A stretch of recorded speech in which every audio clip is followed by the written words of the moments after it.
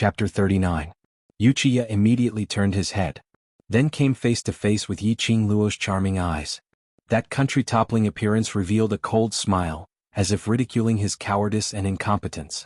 Then he saw Yiqing Luo raise a middle finger towards him. Although Wuxia didn't understand that meaning, from Yiqing Luo's expression, he could see that it was absolutely looking down on him. Very clearly Yiqing Luo was indeed looking down on him. This was provocation and contempt. Everyone attack. Wuxia couldn't stand the provocation and immediately pointed at Yiqing Luo in an uncontrollable rage, commanding the surrounding guards, "As long as you capture this little trash alive, this young master will heavily reward you." His subordinates immediately rushed towards Yiqing Luo. Wuxia quickly retreated, vigilantly retreating out of the battle. In his mind, he recalled Yiqing Luo's bloodthirsty provocative smile and his back involuntarily turned cold. Impossible. There were more than 20 guards in the surroundings, forming a defensive line in front of him. Even if Mu Zifei was there, he could at most block the mystic profound 9th grade middle-aged man. Once he was entangled by the middle-aged man, even if Mu Zifei wanted to free up his hands to help Yiqing Luo, he would probably be powerless. Want to make a move on him under the watchful eyes of everyone? Impossible. Numerous guards surrounded Yiqing Luo, but in the blink of an eye, they had already lost all traces of Yiqing Luo. What kind of sorcery did that witch use? Can a person really disappear into thin air? Protect fourth young master. Protect fourth young master. That mystic profound 9th grade guard who had always been protecting Wuxia at his side sternly berated. He deeply furrowed his brows, his gaze sharply surveying the surroundings. Why? He couldn't feel the slightest profound chi fluctuation from Yiqing Luo's body. But her speed was unexpectedly fast to the point where he couldn't even catch her? The guards uniformly turned back and surrounded Wuxia's direction. At this time a powerful blade chi pressed forward. A white silhouette leapt into the crowd, long blade dancing with a kind of ferocious imposing manner, completely evading the surrounding guards. It was Mu Zifei. He didn't know when he broke away from that middle-aged man's entanglement and rushed towards Wuxia. Another 9th-rank protector immediately blocked in front of Wuxia, colliding head-on with Mu Zifei's attack. Wuxia only took a small step back. Suddenly, a folding fan appeared on his neck. The icy cold air carried with it a sense of fear as if one's life was being taken away. Wuxia's body instantly went taut. How could he still dare to move even half a step? Yiqing Luo's sweet and bewitching voice rang in his ears, like an azura from hell, incomparably cold. "Fourth young master Wuxi, are you going to stop or die?" It was obviously just a folding fan, but in Yiqing Luo's hands, Wuxia seemed to feel that it was a sharp blade sticking to his neck. A chill ran down his spine, and a chill of fear welled up from the bottom of his heart. How did she avoid the defense of more than 20 people and get close to him in an instant? Her speed was so strange and shocking. You dare to kill me? This young master is Wuxi." Before he finished speaking, that folding fan had already approached Wuxia's blood vessels. A tingling sensation made Wuxia suck in a breath of cold air. "Stop. All of you stop for this young master." He repeatedly screamed involuntarily. The surrounding 20 people all stopped what they were doing. The ordinary guards were endlessly dazed. And those several mystic profound and above guards' complexions immediately turned ashen. Chapter 40. Under their eyelids, Yiqing Luo had restrained Wuxia. This was simply a slap to their faces. With just a turn, Yiqing Luo had already approached. This wasn't just because of the speed. Yiqing Luo didn't have any profound chi, so they couldn't sense her presence from her profound chi fluctuations. But her speed was fast and nimble. It would bring along the wind. The wind would easily expose a person's target. However, Yiqing Luo's approach was completely silent. Without any flaws, she didn't give them any chance to react at all. After Yiqing Luo succeeded, Mu Zifei immediately stopped and returned to Yiqing Luo's side. "Yiqing Luo, let go of my young master." The guard's eyes were sinister as he pointed at Yiqing Luo. "If you dare to touch a single hair on our young master, our Wuxi family will make sure you die without knowing how." Yiqing Luo sneered as her fingers lifted Wuxia's chin. Blood had already seeped out from a spot on his neck. "You can try and see if this young patriarch dares." Yiqing Luo's lips curled up slightly as her fingers holding the fan moved randomly. With each movement, Wuxia felt a burst of stinging pain, like the pain of a blade cutting through his skin.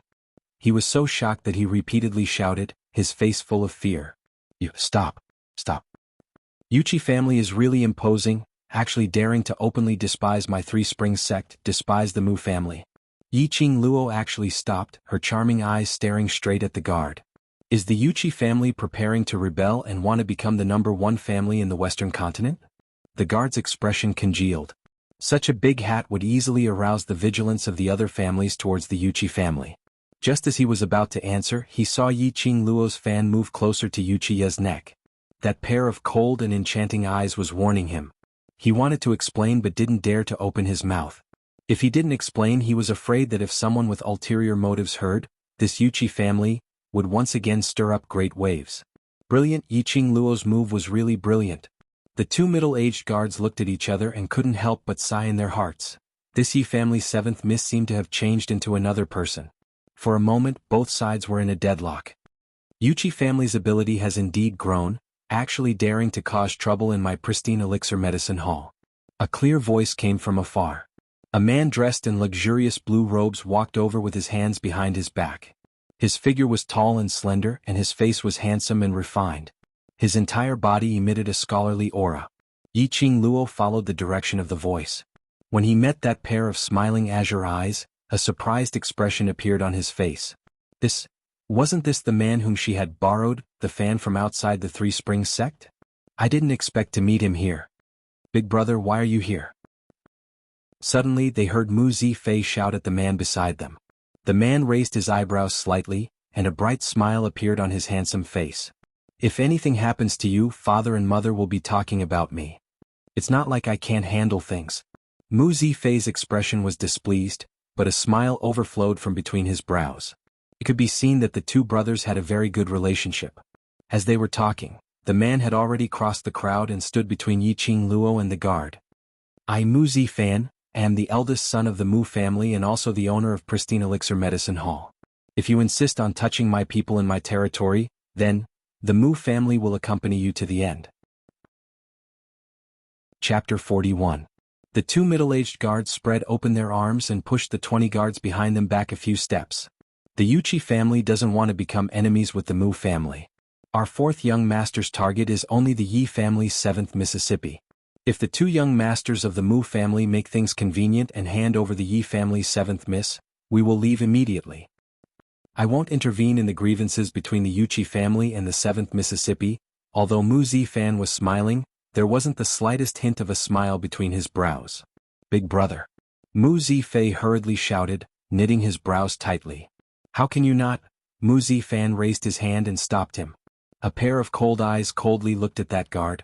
But the 4th young master is in my Pristine Elixir Medicine Hall looking for trouble with the 7th Mississippi. Then I have no choice but to intervene. You. The middle-aged guard was so angry that he couldn't speak for a long time. What's the point of talking so much nonsense? Either kneel down and apologize to this young master, or this young master will send you to hell. Yiqing Luo listened to both sides negotiate back and forth, but no one asked her opinion. Yuchiya was in her hands. The ones who should be afraid, should shrink back was the Yuchi family, and not the people on her side. She didn't need to negotiate with the Yuchi family at all. Yiqing Luo, don't bully intolerably. Yuchiya's complexion immediately turned ashen. Make him kneel? In this life, apart from the current monarch, no one could make him kneel. Am I bullying people? What I'm bullying is nothing but an animal. Yiqing Luo sneered. The look in Yuchiya's eyes was ruthless, his facial features twisted as if he couldn't wait to cut Yiqing Luo into 1,000 pieces. Suddenly he felt the coldness on his neck once again stick to his skin. His body tensed up and didn't dare to move. I'll count to 3, you choose? Yiqing Luo's eyebrows rose, a bit charming. That pair of charming eyes flashed with a dazzling flowing light. She slightly leaned forward, her pink lips hooked into an enchanting arc, and directly jumped out a word at Yuchiya's ear. 3. With a plop sound, Yuchiya kneeled on the ground. Almost subconsciously, when Yuchiya came back to his senses, he was already kneeling on the ground. Ching. Fall. Yuchiya's entire body trembled. He clenched his fists so tightly that his nails were already embedded into his flesh. He hated himself for being weak and useless, and hated Yiqing Luo's craftiness. She actually made use of his fear and deliberately skipped 1 and 2 after saying 3, and directly counted to 3.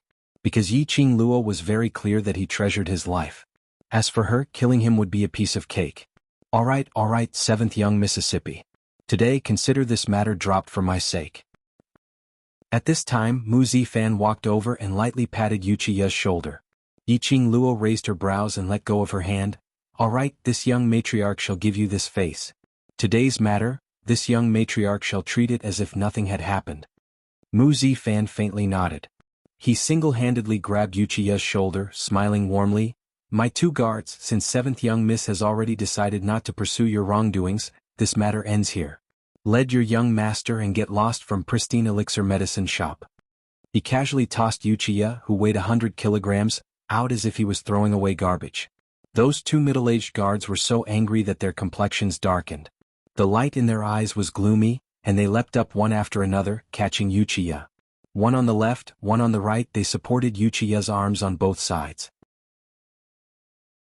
Chapter 42. What was meant by treat it as if nothing had happened? What was meant by 7th young lady wouldn't pursue their wrongdoings? What was meant by this matter would end here? Could they still have some face? Wuxia fiercely clenched his teeth, his eyes brimming with killing intent.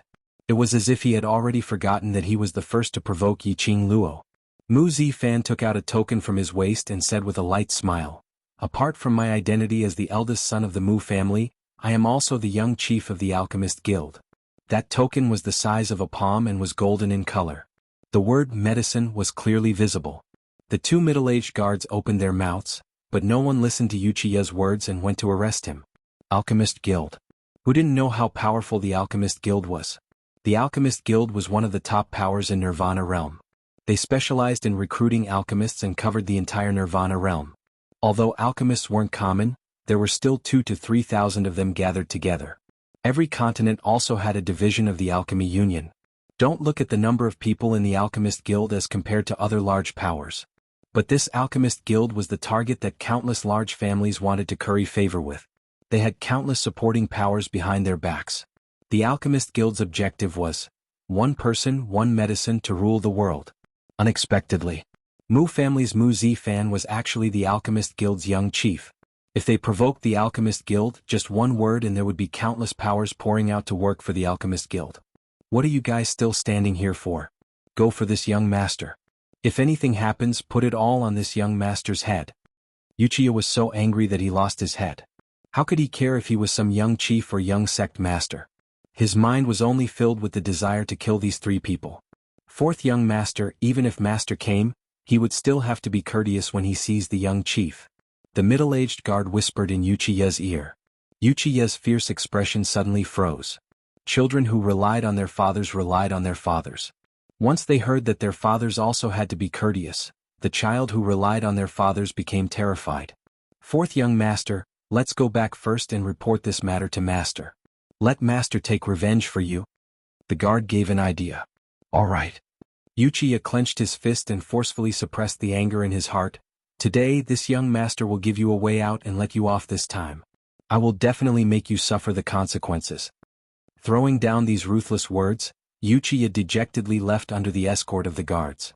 Mu Zifei excitedly rushed to Mu Zifan's side, his eyes filled with excitement. Big brother, you took the young Alliance Master's command token? The Alchemy Union was all about strength. If one wanted to become the Alchemy Union's Union Master, they would need to have both a moral character and alchemy ability. As for the Junior Alliance Chief, he had to go through layers of selections and tests before finally becoming the future Alliance Chief of the Alchemist Alliance. Yiqing Luo sorted out the Alchemist Guild's matters in her memory, and the gaze which she shot towards Mu Zifan was filled with some probing intent. Coincidentally, Mu Zifan looked over. He was caught peeping. Yiqing Luo had no intention to conceal, but instead openly sized him up. 7th young lady, as the saying goes, no discord, no concord. I really appreciate your attitude. How about, we become friends? Mu Zifan asked with a faint smile. Yiqing Luo's slender brows raised slightly as she pretended to be disappointed and sighed. I thought we were already considered as friends. It turns out that eldest young master Mu only treats me as a friend now. Mu Zifan couldn't help but laugh out loud. Chapter 43. There was something fishy. There was a problem. There was definitely a problem. Just as Mu Zifei was abnormally serious and was about to ask questions, he saw Yiqing Luo folding the fan in her hand and handing it to Mu Zifan. Thank you for lending me the fan, it helped me a lot. Yiqing Luo slightly raised her charming eyes and revealed a sincere smile. Mu Zifan took the fan, opened it and closed it again. Why did 7th Miss think of using a fan as a weapon? The way you hold the fan is very skilled. Has 7th Miss been good at using a fan since young? No wonder he was the young chief, his insight was simply too strong. To be able to easily see through her fan technique, he must have practiced it since young. She was surprised and apprehensive in her heart, but still had a sweet smile on her face. A fan is light enough, inconspicuous, relatively convenient and can be easily held. Therefore using a fan as a weapon is the first choice. As for the question of whether she had been practicing with a fan since young, Yiqing Luo directly avoided it and didn't answer. Mu Zifan was a smart person and naturally wouldn't continue to ask. Who knew why Yiqing Luo became so powerful overnight after being useless for more than 10 years? He was also too lazy to delve into these unimportant questions. Right now what he was most clear about was that he and Yiqing Luo weren't enemies. Just knowing this was enough. At this time Yi Fengyu, under the shopkeeper's lead, walked over with a face full of apprehension. Especially when he saw the two young masters of the Mu family were also at the side, his resolute legs suddenly froze in place. The embarrassment on his face was obvious. Have you finished getting the medicine? Yiqing Luo stepped forward and put one hand on his back, patting him in relief. Yi Fengyu stuffed the rolled-up medicine list into Yiqing Luo's hands, his young and handsome face tolerated shyness. Yes, I have. Yiqing Luo was calm and spread out the medicine list. There were several wrinkles on the medicine list. It was estimated that when Yi Fengyu took the medicine, his heart was tangled. Mu Zifan's peripheral vision swept over the medicine list and a trace of surprise appeared in his eyes. 7th Miss bought so many medicinal ingredients, is it for refining medicine? There were at least hundreds of medicinal ingredients on that medicine list. What kind of prescription actually needed so many medicinal ingredients? It's used for alchemy. Yiqing Luo had no intention to hide as she nodded. 7th young lady, you're also an alchemist? When Mu Zifei heard this, he moved closer and lowered his head to look at the medicine list. At that moment he was completely stunned. He swiftly snatched the medicinal list over and gazed at the astonishing medicinal herbs on the list as his lips twitched. Yiqing Luo, you don't have to do this. He said that the medicinal herbs were all exempted, but he had not expected Yiqing Luo to be so thick-skinned and shameless, with no intention of standing on ceremony at all. He simply wished that he could carry pristine elixir medicine shop away with him. That's enough. 7th young lady has suffered so much at pristine elixir medicine hall today. Take these medicinal herbs as an apology. Mu Zifan pulled Mu Zifei behind him and made a gesture at him. Immediately following that, he drew out a golden token and with a flick of his finger, that token flew directly towards Yiqing Luo. Yiqing Luo received it with a flip of her hand and saw that the palm-sized token was somewhat similar to Mu Zifan's young chief token at first glance. It's just that this palm-sized token was imprinted with the word, Alchemist Guild. This is the Alchemist Guild's pass, take it. If you want to come to the Alchemist Guild in the future, you can look for me anytime. Chapter 44. The Alchemist Guild's pass wasn't something an ordinary person could possess. In the entire Nirvana continent, there were no more than 500 people who possessed this pass. These 500 people were all people of virtue and prestige, people who were worthy of respect. She didn't expect that Mu Zifan would actually give this pass to her. Yiqing Luo felt his sincerity. She hooked her lips and put the pass at her waist. You were robbed of several hundred medicinal ingredients and still have to give an Alchemist Guild pass. 7th young lady, my big brother treats you really well. Mu Zifei winked and smiled. Mu Zifan smiled calmly. I will always be attentive to any talented alchemist. You will definitely be a very good alliance leader. Yiqing Luo smiled. If I have nowhere to go in the future, perhaps I will really rely on you. At that time, I hope you won't despise me for being stupid.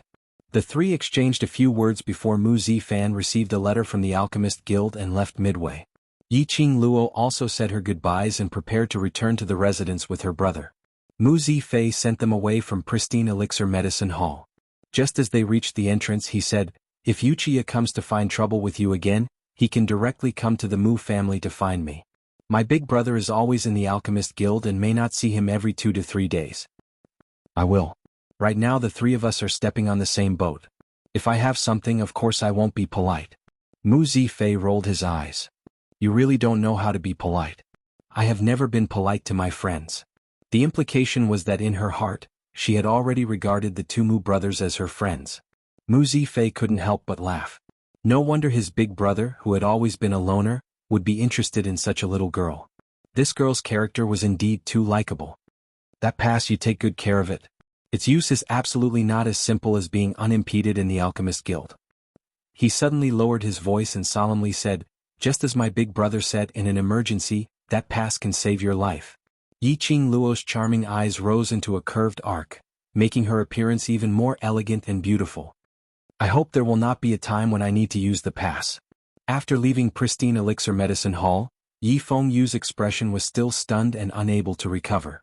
Yiqing Luo slapped the back of his head. What are you thinking about? Give me the herbs. Yi Fengyu rubbed his head and cried out in pain. Sister, when did you become so strong?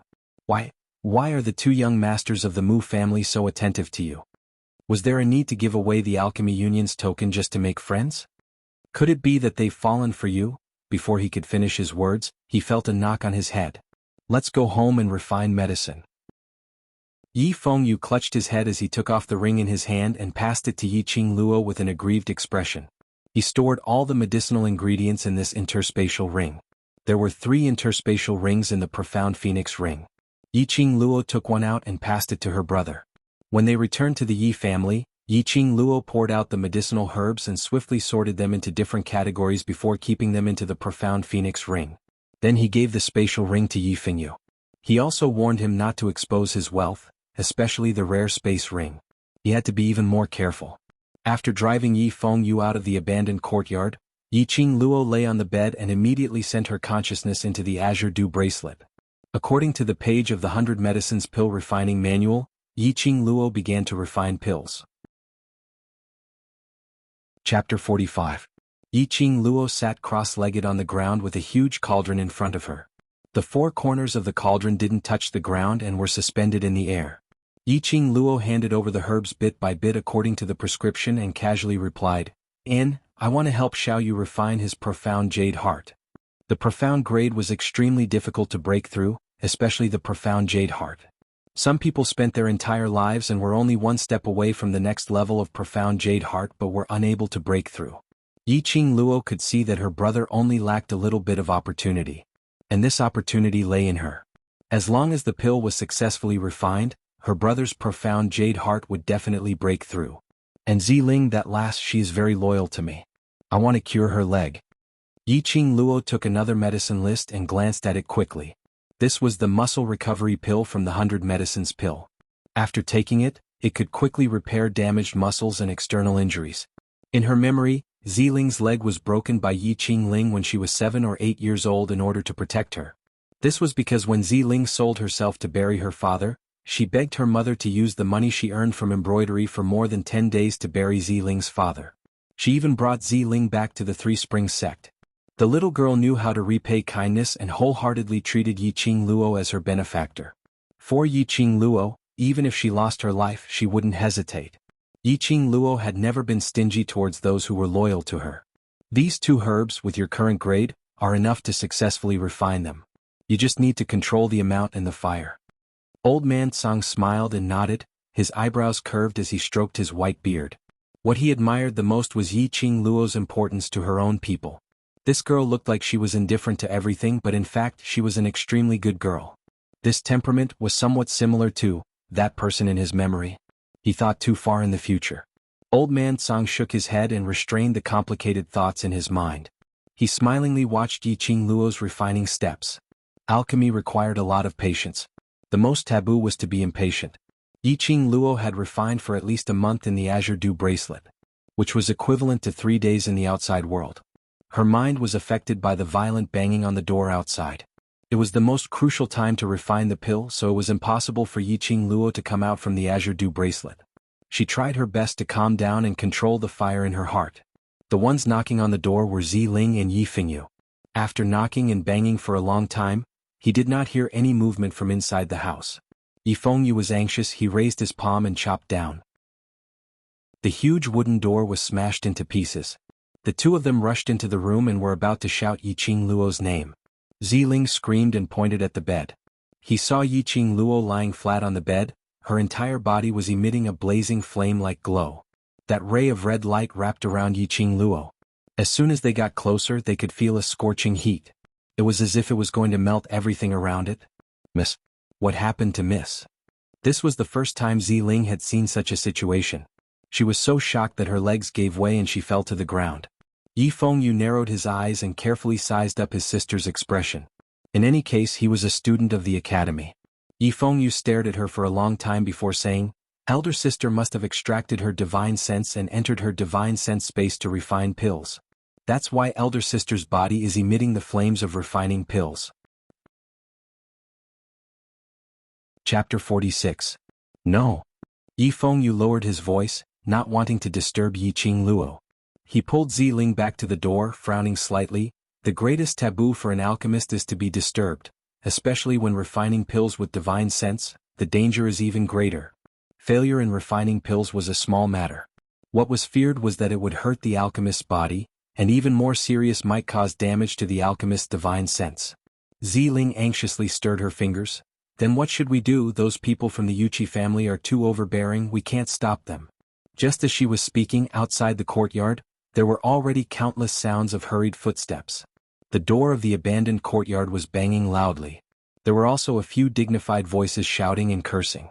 "Yiqing Luo, don't hide inside like a turtle. Since you dare to hurt our fourth young master, you should have the guts to bear our anger.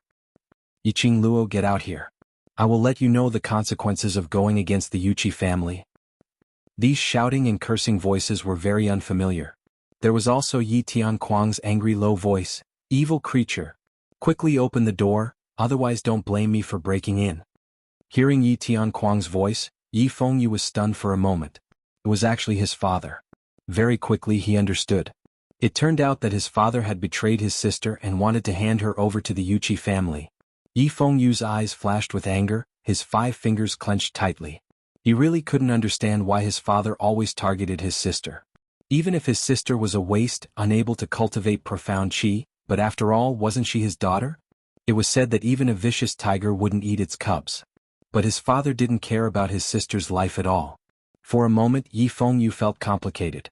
In his heart, he felt even more guilty towards Yiqing Luo. Born from the same mother, twin sisters, he enjoyed the treatment of the Yi family's young master in the front yard. But his sister was living a life worse than that of a servant. Anger welled up in his heart. He strode to the abandoned courtyard's door and opened it. Outside the door stood 3 middle-aged men. The man at the forefront wore a navy blue robe, with a golden silk belt hanging from his waist, and at a glance it was obvious that it wasn't an ordinary pendant. His face was full of majesty and his aura was aggressive. As for the 2 people behind him, they were the ones Yi Fengyu had seen that day, the 2 9th-grade Mystic Profound Realm Guards. Yi Tianquang stood behind the 3 people, his face ashen. At his side was the steward of the 3 Springs sect, Yi Changwei. The moment the door opened, they wanted to rush in. When Yi Tianquang saw that it was Yi Fengyu, he frowned. Yi Changwei was very good at grasping Yi Tianquang's mood changes. He immediately said, "8th young master, you are the Yi clan's 8th young master. How could you come to this kind of place?" As he spoke, he stepped forward to grab Yi Fengyu's hand. Yi Fengyu's cold eyes swept over, and he waved his palm to strike Yi Changwei's hand. Yi Changwei's profound rank was higher than his, but he did not dare to counterattack, and could only avoid Yi Fengyu's palm energy. "You also know that this is such a place?" Yi Fengyu suppressed his anger and glared at Yi Tianquang. "Father, I am the 8th young master of the Yi clan. Staying in this abandoned courtyard is an insult to my identity. Then have you ever thought that the person living in this abandoned courtyard is the 3 Springs sect's young matriarch, the Yi family's first daughter, Yiqing Luo?" "You are." Yi Tianquang sternly berated, "Pay attention to who you are talking to." How could he have expected that Yi Fengyu, who had always been obedient, would use this kind of attitude to question him because of Yiqing Luo? Didn't Yi Fengyu always detest and loathe Yiqing Luo the most? Chapter 47. "Sister, why are you?" When Yi Fengyu heard this voice, he turned around in astonishment. He saw Yiqing Luo striding elegantly and slowly walking over. That red dress, as she walked, her skirt fluttered like a blooming rose. On that unparalleled face hung a light smile, captivating one's soul. "Ziling, tomorrow hang a signboard for me, on it write, 'Livestock not allowed,' hang it above the main door." Yiqing Luo walked over and gestured towards the door. Yes, Miss Linger will go prepare now. Yi Tianquang clenched his teeth in anger, angrily pointing at Yiqing Luo. Unable to restrain his anger, he roared, "Evil girl! You dare to insult me!" Yiqing Luo rolled her eyes. "Father, I can't do anything about it." Yi Tianquang's wantonly anger and hatred in his heart slowly surged up. So this is the discipline of your Three Springs sect, actually allowing the younger generation to offend their superiors? It really broadened this old man's horizons. The middle-aged man standing at the forefront glanced at Yi Tianquang with eyes full of ridicule. Yi Tianquang immediately felt his face lose light. He gritted his teeth in shame and indignation. "Steward Yuchi, I didn't teach properly. Today I will hand over this evil girl to you. You can punish her." Steward Yuchi sneered, waved his hand, and two mystic profound grade 9 protectors were about to enter the broken courtyard to capture her. "Let me see who dares to enter."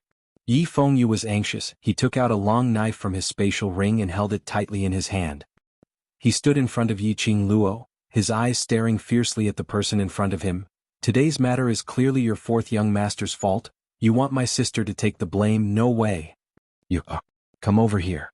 Yi Tianquang's expression became increasingly dark. He cast a sidelong glance at Yi Changwei. Yi Changwei understood. A palm wind came out, wanting to scare Yi Fengyu. This palm had yet to move. Suddenly a cold wind attacked, a sharp pain in his wrist. The sound of bones breaking was extremely crisp. The scene was silent for a few moments. Immediately after was Yi Changwei's painful scream. A slender white hand slowly slid down from Yi Changwei's arm. His wide red sleeves fluttered in the wind. Yi Changwei hugged his right hand and knelt on the ground. His entire face twisted in pain. Everyone's gazes fell onto Yiqing Luo in unison. His eyes were filled with disbelief. She was at least 4 to 5 steps away from Yi Changwei. Between them was Yi Fengyu, Steward Yuchi, and the guards. But when exactly did she get close to Yi Changwei and pinched his wrist? No one knew. Just what kind of movement technique was this? How could it be so strange? It was so strange that it made one's hair stand on end. Steward Yuchi's face was gloomy. He had heard the guards talking about Yiqing Luo's strange movements. After seeing it with his own eyes, he knew that the guards were not exaggerating. He raised his guard in case Yiqing Luo silently appeared around him. Insubordination? In front of my lord father, you actually dare to make a move against the son of the first wife? Are you tired of living? Yiqing Luo snorted coldly. Soon after, she raised her eyes and met Yi Tianquang's angry eyes in a manner that was neither servile nor overbearing. "Lord Father, you don't need to thank your daughter too much. Your daughter, as the young matriarch of Three Springs sect, naturally has the right to rectify Three Springs sect's conduct." Yi Tianquang was so angry that he trembled. "Oh, that's right, Three Springs sect has a matriarch like father. No wonder Three Springs sect's development is declining more and more." Yiqing Luo raised her eyebrows. Her cold and arrogant gaze swept over the three people from the Yuchi family, the corners of her mouth hooked into a bloodthirsty cold arc. Chapter 48. Xiao Yu, teach this servant who doesn't understand etiquette a lesson. Yiqing Luo looked at Steward Yuchi provocatively, her lips curled into a sneer. Steward Yuchi's face immediately turned ashen. Even the two guards behind him looked as if they had eaten a fly. Damn it. Yiqing Luo was obviously slapping their faces with a smack smack smack. Yi Fengyu was stunned when his name was called. The two guards were mystic profound grade cultivators. This Steward Yuchi couldn't see his profound grade at all. Teach him a lesson? Wasn't this looking for T? What? Want me to do it myself? Yiqing Luo narrowed her eyes and smiled sweetly. This smile made Yi Fengyu tremble as he swallowed his saliva. Just as he was about to open his mouth to curry favor, he saw Yiqing Luo's gaze and immediately smiled. I'll do it. How can I trouble my sister for such a small matter? He straightened his back, clenched his long knife, and put on an aggressive look as he faced Steward Yuchi. Sorry for offending you. Yi Fengyu jumped up, his mouth exploded with a roar and the long knife in his hand chopped out. A wisp of chi lingered on the long saber, forming a saber light. You dare to court death? Steward Yuchi's expression turned cold. A burst of energy exploded from his body. His luxurious robe danced, making a flapping sound. The palm wind directly chopped towards Yi Fengyu. Unexpectedly, Yi Fengyu's long knife changed direction, and actually chopped towards Yi Changwei. Xiao Yu, be careful. Yiqing Luo pretended to panic and cried out. Yi Fengyu heard the shout and somersaulted to the side, avoiding the palm wind. but he still suffered a slight scratch, half kneeling on the ground, spitting out a mouthful of blood. Xiao Yu. Yiqing Luo rushed forward, one hand supporting Yi Fengyu, eyes full of worry. When she saw the smear of blood on the corner of Yi Fengyu's mouth, Yiqing Luo pointed at Steward Yuqi in anger. Your Yuqi family is simply bullying intolerably. Not only did you block this young matriarch outside, you actually dare to come directly to my door. This young matriarch wants to see how lawless your Yuqi family is. Steward Yuqi was already regretting his decision as soon as he struck out with his palm. He had not expected Yi Fengyu and Yiqing Luo to join hands and put on such a good show, intentionally making him think that Yiqing Luo was humiliating him, forcing him to make the first move.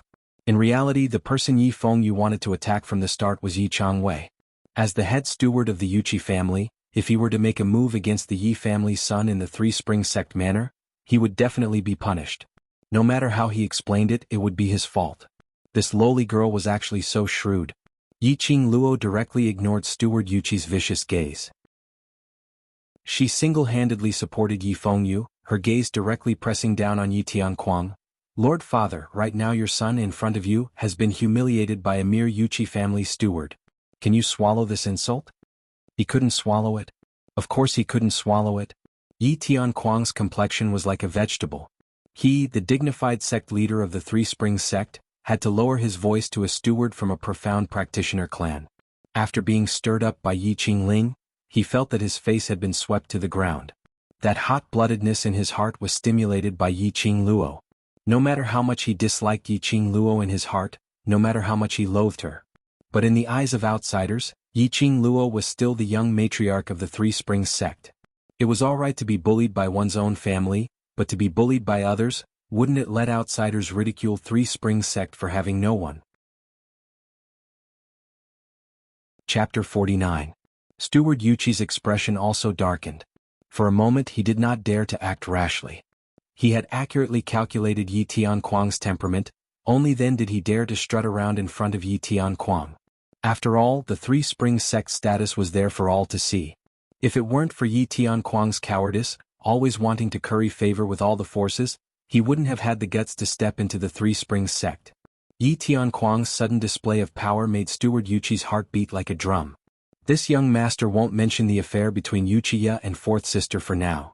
At this moment Yiqing Luo opened her mouth leisurely, but because this young matriarch knows their secret, he repeatedly made a move against this young matriarch, and even dared to lay a vicious hand on the Mu family's two young masters. He deserves to be seriously injured and bedridden. Steward Yuqi was secretly shocked when he heard this.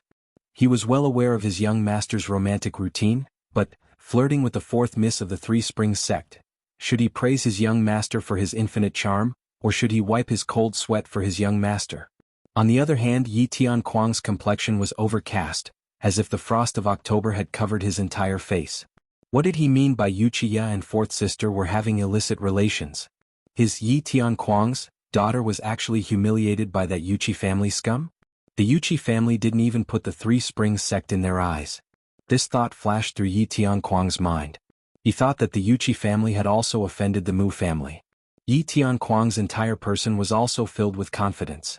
Like an angry lion, cold air wantonly emanated from his entire body.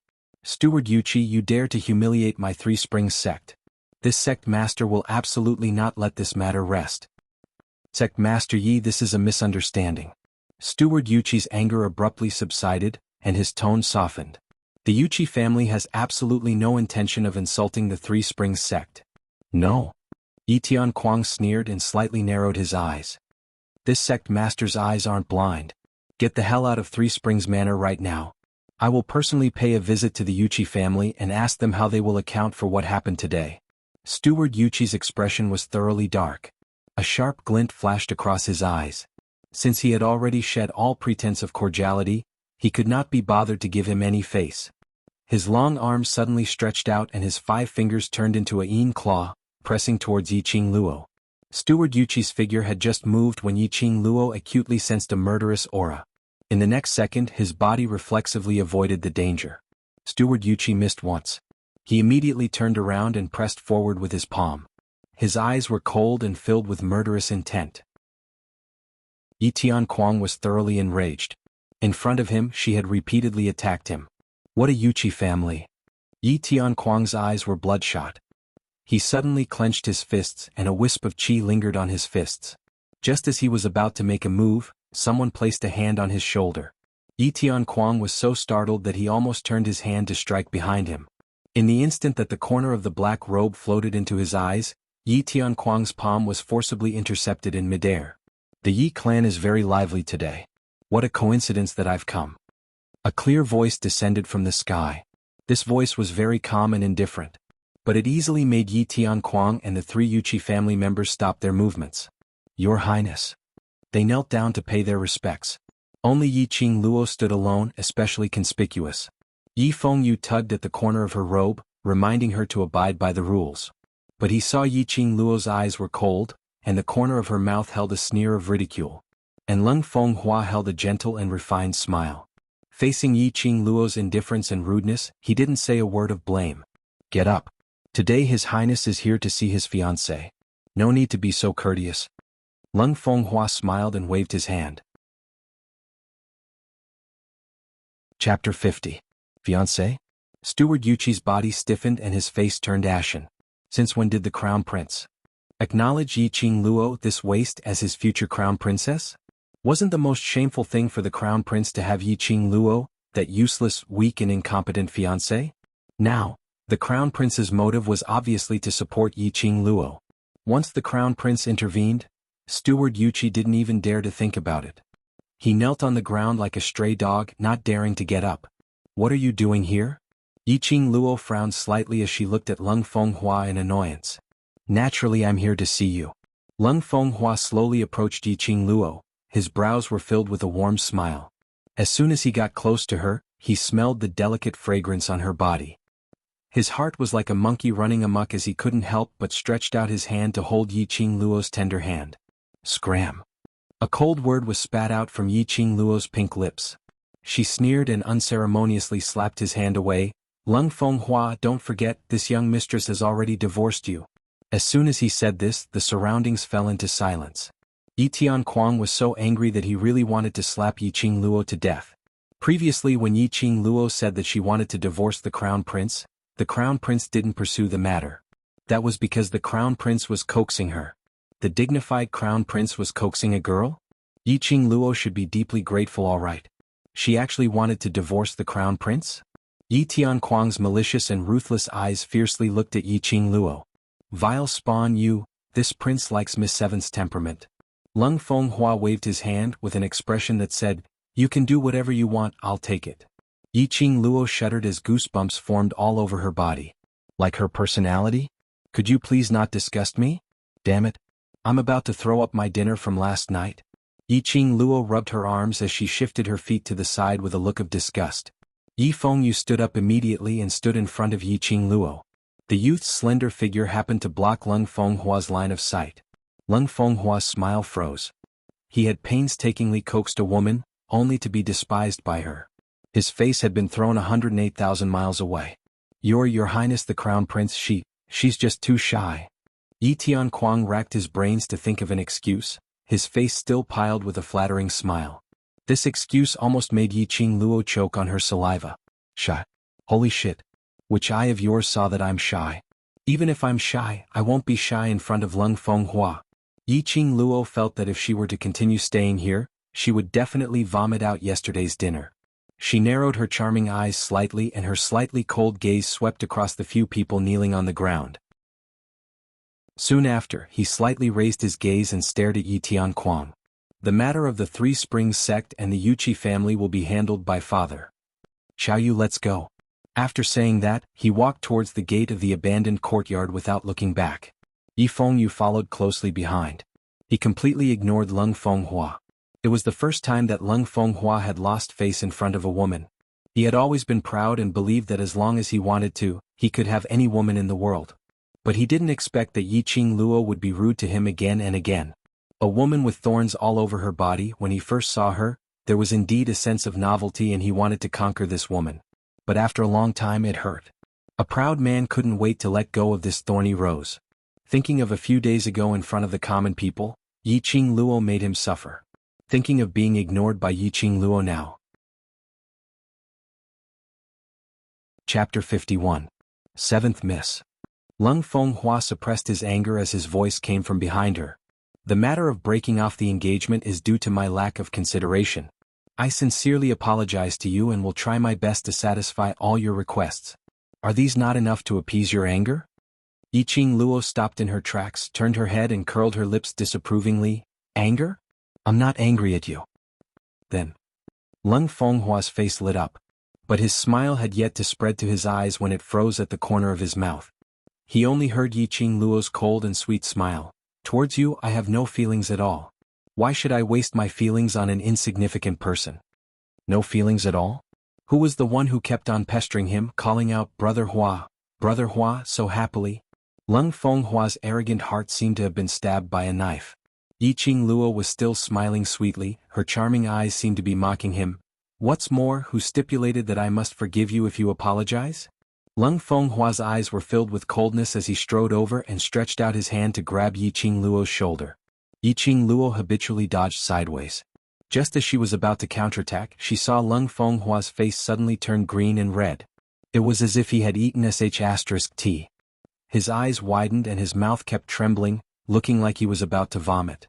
Following that, everyone except Lung Fenghua knelt on the ground. They were shouting something like Overlord. Overlord? An evildoer's face appeared in Yiqing Luo's mind. She looked around sharply and didn't discover Dmo Xian's presence. Then, why did these people inexplicably shout Overlord? Just as she was thinking, Lung Fenghua suddenly grabbed her wrist and raised it up with an expression of eating shit on his face. His eyes were filled with ruthlessness and unwillingness as he pointed at Yiqing Luo's sleeve and asked with gritted teeth, Why? Why do you have this? Yiqing Luo then discovered that her sleeve revealed a piece of purple cloth. That cloth happened to be exposed at one end, embroidered with an incomparably clear, Overlord word. Overlord? Dmo Xian? Yiqing Luo shook off Lung Fenghua's hand and pulled out that piece of cloth. *CK. Wasn't this the day she met Dmo Xian for the first time? The last palm strike she had sent towards Dmo Xian didn't hit him, but hit off that piece of cloth on his sleeve? As expected of the legend of the Nirvana realm, even a small piece of clothing could intimidate people. It was simply too cool. What exactly is your relationship with the Overlord? Lung Fenghua's eyes were bloodshot as he stared at the piece of cloth. A woman was hiding a small piece of a man's clothes. What else could that mean? Especially, if it wasn't for the Overlord's willingness, how could Yiqing Luo possibly have his clothes? Lung Fenghua felt as if he had been cuckolded. No wonder Yiqing Luo had been so arrogant recently, with such a detestable attitude towards him. It turned out that he had already hooked up with his next target. His gaze towards Yiqing Luo became even more vicious. Yiqing Luo found it funny. Lung Fenghua looked as if he had been cuckolded. What was going on? He had never treated her as his fiancée, so why was he acting like this now? Yiqing Luo sneered as she stuffed the cloth into her sleeves, pulled up Yi Fengyu who was kneeling on the ground, and strode into the abandoned courtyard. With a bam, the abandoned courtyard's main door closed. The wind blew, rolling up the fallen leaves on the ground, sprinkling onto the back of Lung Fenghua's feet. The scene was silent. Chapter 52. It was undeniable that the deafening sound of the door slamming made Yi Fengyu feel very refreshed. But after feeling refreshed, he felt a lingering fear. The person outside was the current crown prince Slamming the door and leaving, although domineering, this was a great disrespect to the crown prince. Just as Yi Fengyu scratched the back of his head with a face full of apprehension, a hand suddenly stretched out in front of him. This is a peerless immortal pill, take it and eat it. Peerless immortal pill? Yi Fengyu's pupils suddenly widened, a burst of ecstasy spread from the bottom of his heart. What disrespect to the crown prince, to hell with it all. His excited hands trembled as he grasped Yiqing Luo's hand and pushed her slender fingers away one by one. When the last finger was pushed away, an earth-colored pill appeared in the palm of her plain white palm. At first glance, this pill couldn't be any more ordinary. But upon a closer look, one would discover that the pill was shrouded in a faint medicinal mist, emitting a medicinal fragrance. Just taking a whiff of the medicinal scent, he felt his entire body's exhaustion was swept away. Yi Fengyu's excited lips trembled, unable to spit out half a word for a long time. His hands cupped the peerless immortal pill, his face full of ecstasy. Although it is a low-grade pill, I reduced the amount of medicinal ingredients and added a few more. After the transformation, compared to ordinary Peerless Immortal pills, the medicinal effect should be a bit stronger. Peerless Immortal pill, a low-grade pill, could greatly enhance a profound practitioner's profound Jade Heart absorption, thus reaching the barrier of profound Jade Heart advancement. Of course, it also didn't mean that every profound practitioner who took the Peerless Immortal pill would advance. It all depended on individual factors. I still have 6 pills on me. If you successfully advance your profound Jade Heart, I will unconditionally give the remaining 6 to you. Yiqing Luo tossed out another temptation when she saw her brother's smug look as if he was on cloud 9. Immediately Yi Fengyu was overjoyed, his eyes sparkling. This is what you said. I will go back to the courtyard to practice now. One cauldron could at most refine 10 pills at a time. Yiqing Luo was able to refine 7 Peerless Immortal pills. It was already unprecedented. Yi Fengyu suddenly felt that there was meat to eat as long as he followed his sister.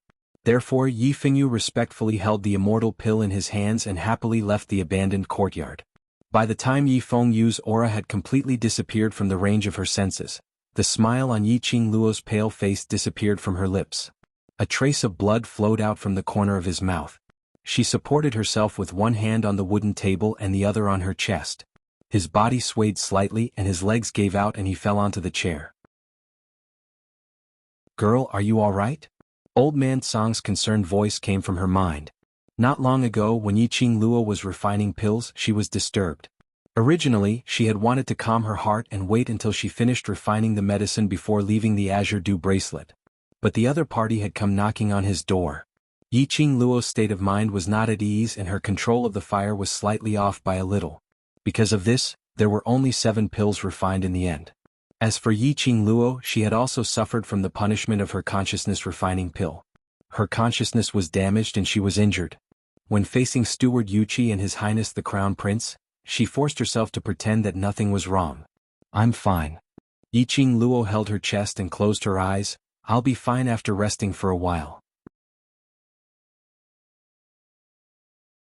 Chapter 53. The profound jade heart that Dmo Shen had formed in Yiqing Ling's body was definitely not an ordinary profound jade heart. Yiqing Luo could clearly feel the lingering qi waves in her heart. However, her meridians were sealed, and she was unable to freely circulate her profound jade heart. Old Man Song's voice paused, and he suddenly took a deep breath, as if he had made up his mind about something. He said, "Little girl, this old man has a cauldron here.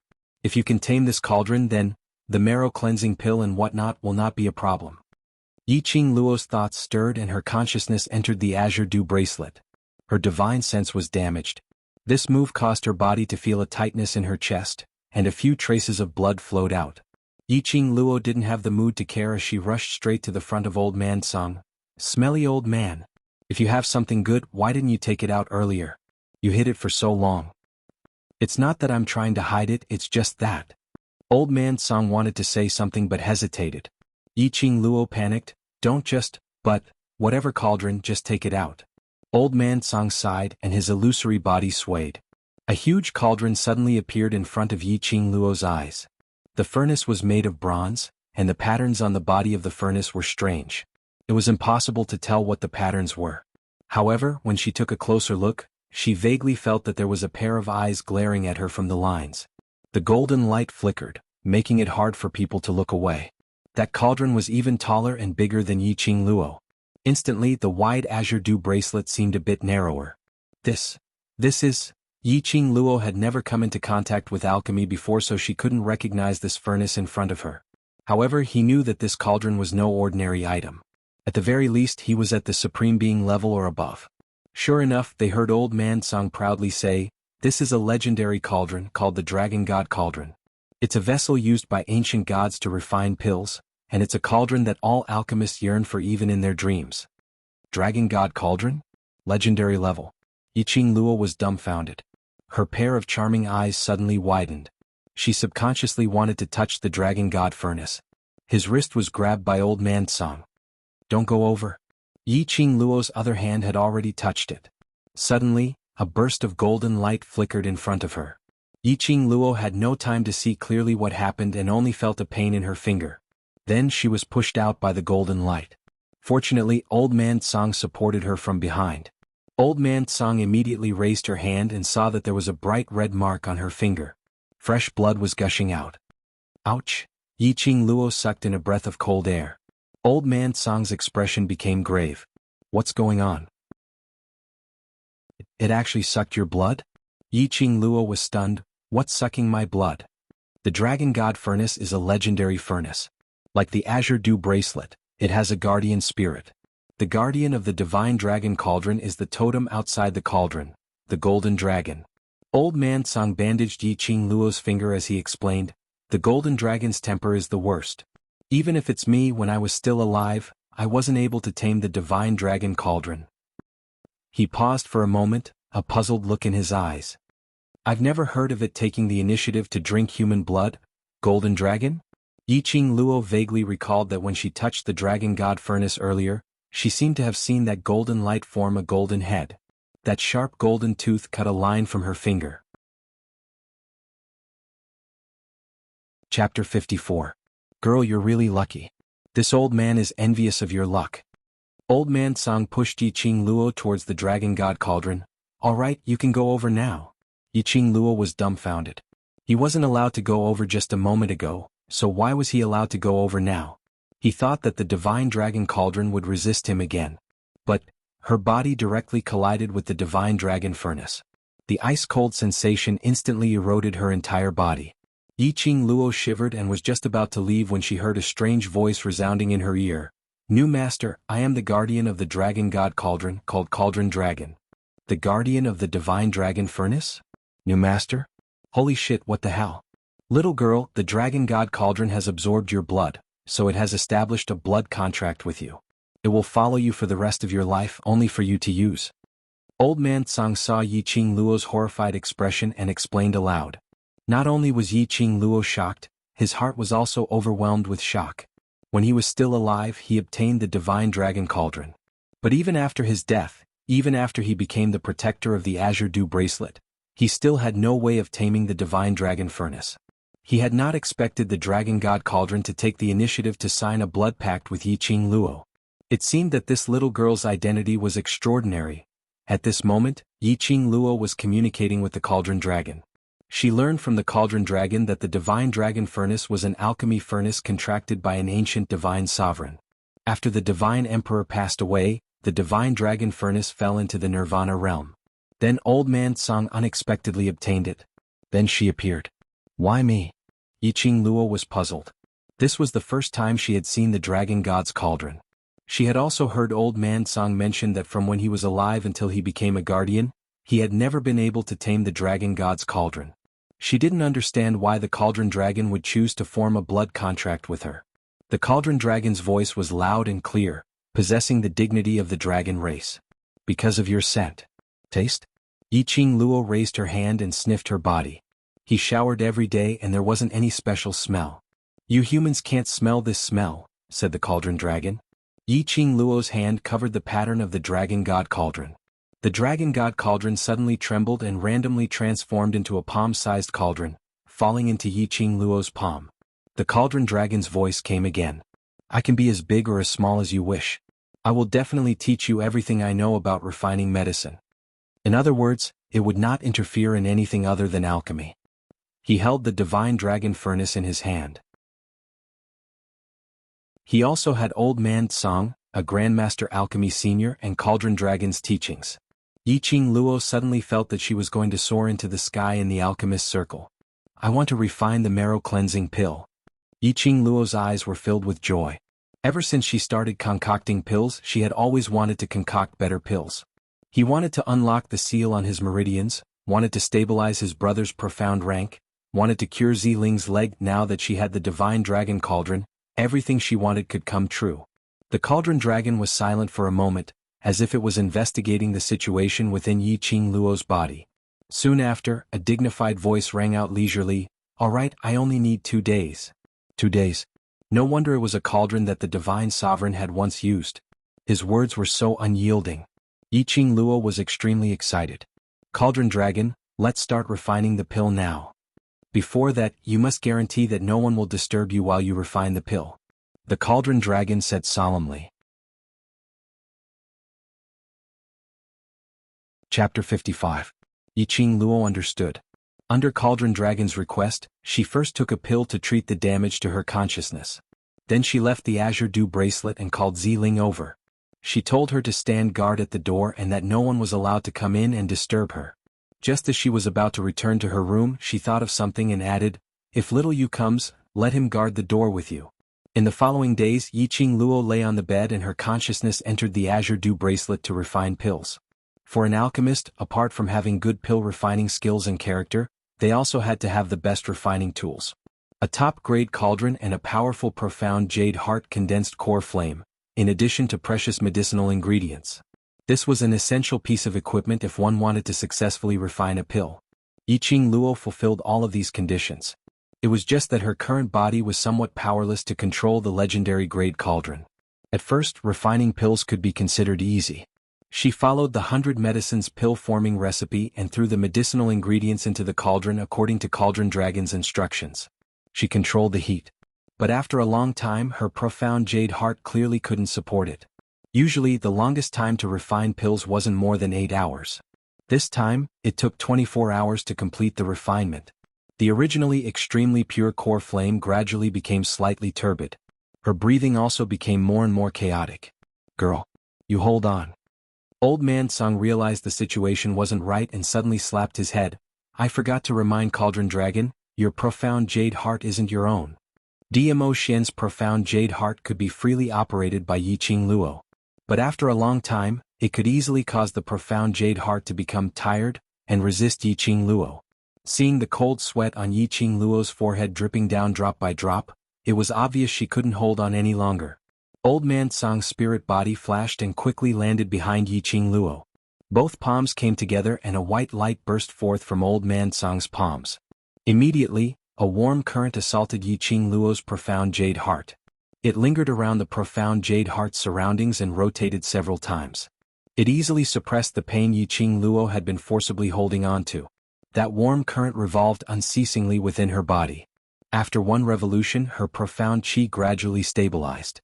Boom! With a loud bang, the divine dragon cauldron shook. The golden light instantly lit up the entire void. As soon as the lid of the cauldron was lifted, a few golden pills automatically popped out. Yiqing Luo flipped her palm and those few medicinal pills automatically fell into her palm. There were 3 in total. Elder Tsong. Elder Tsong. I refined it successfully.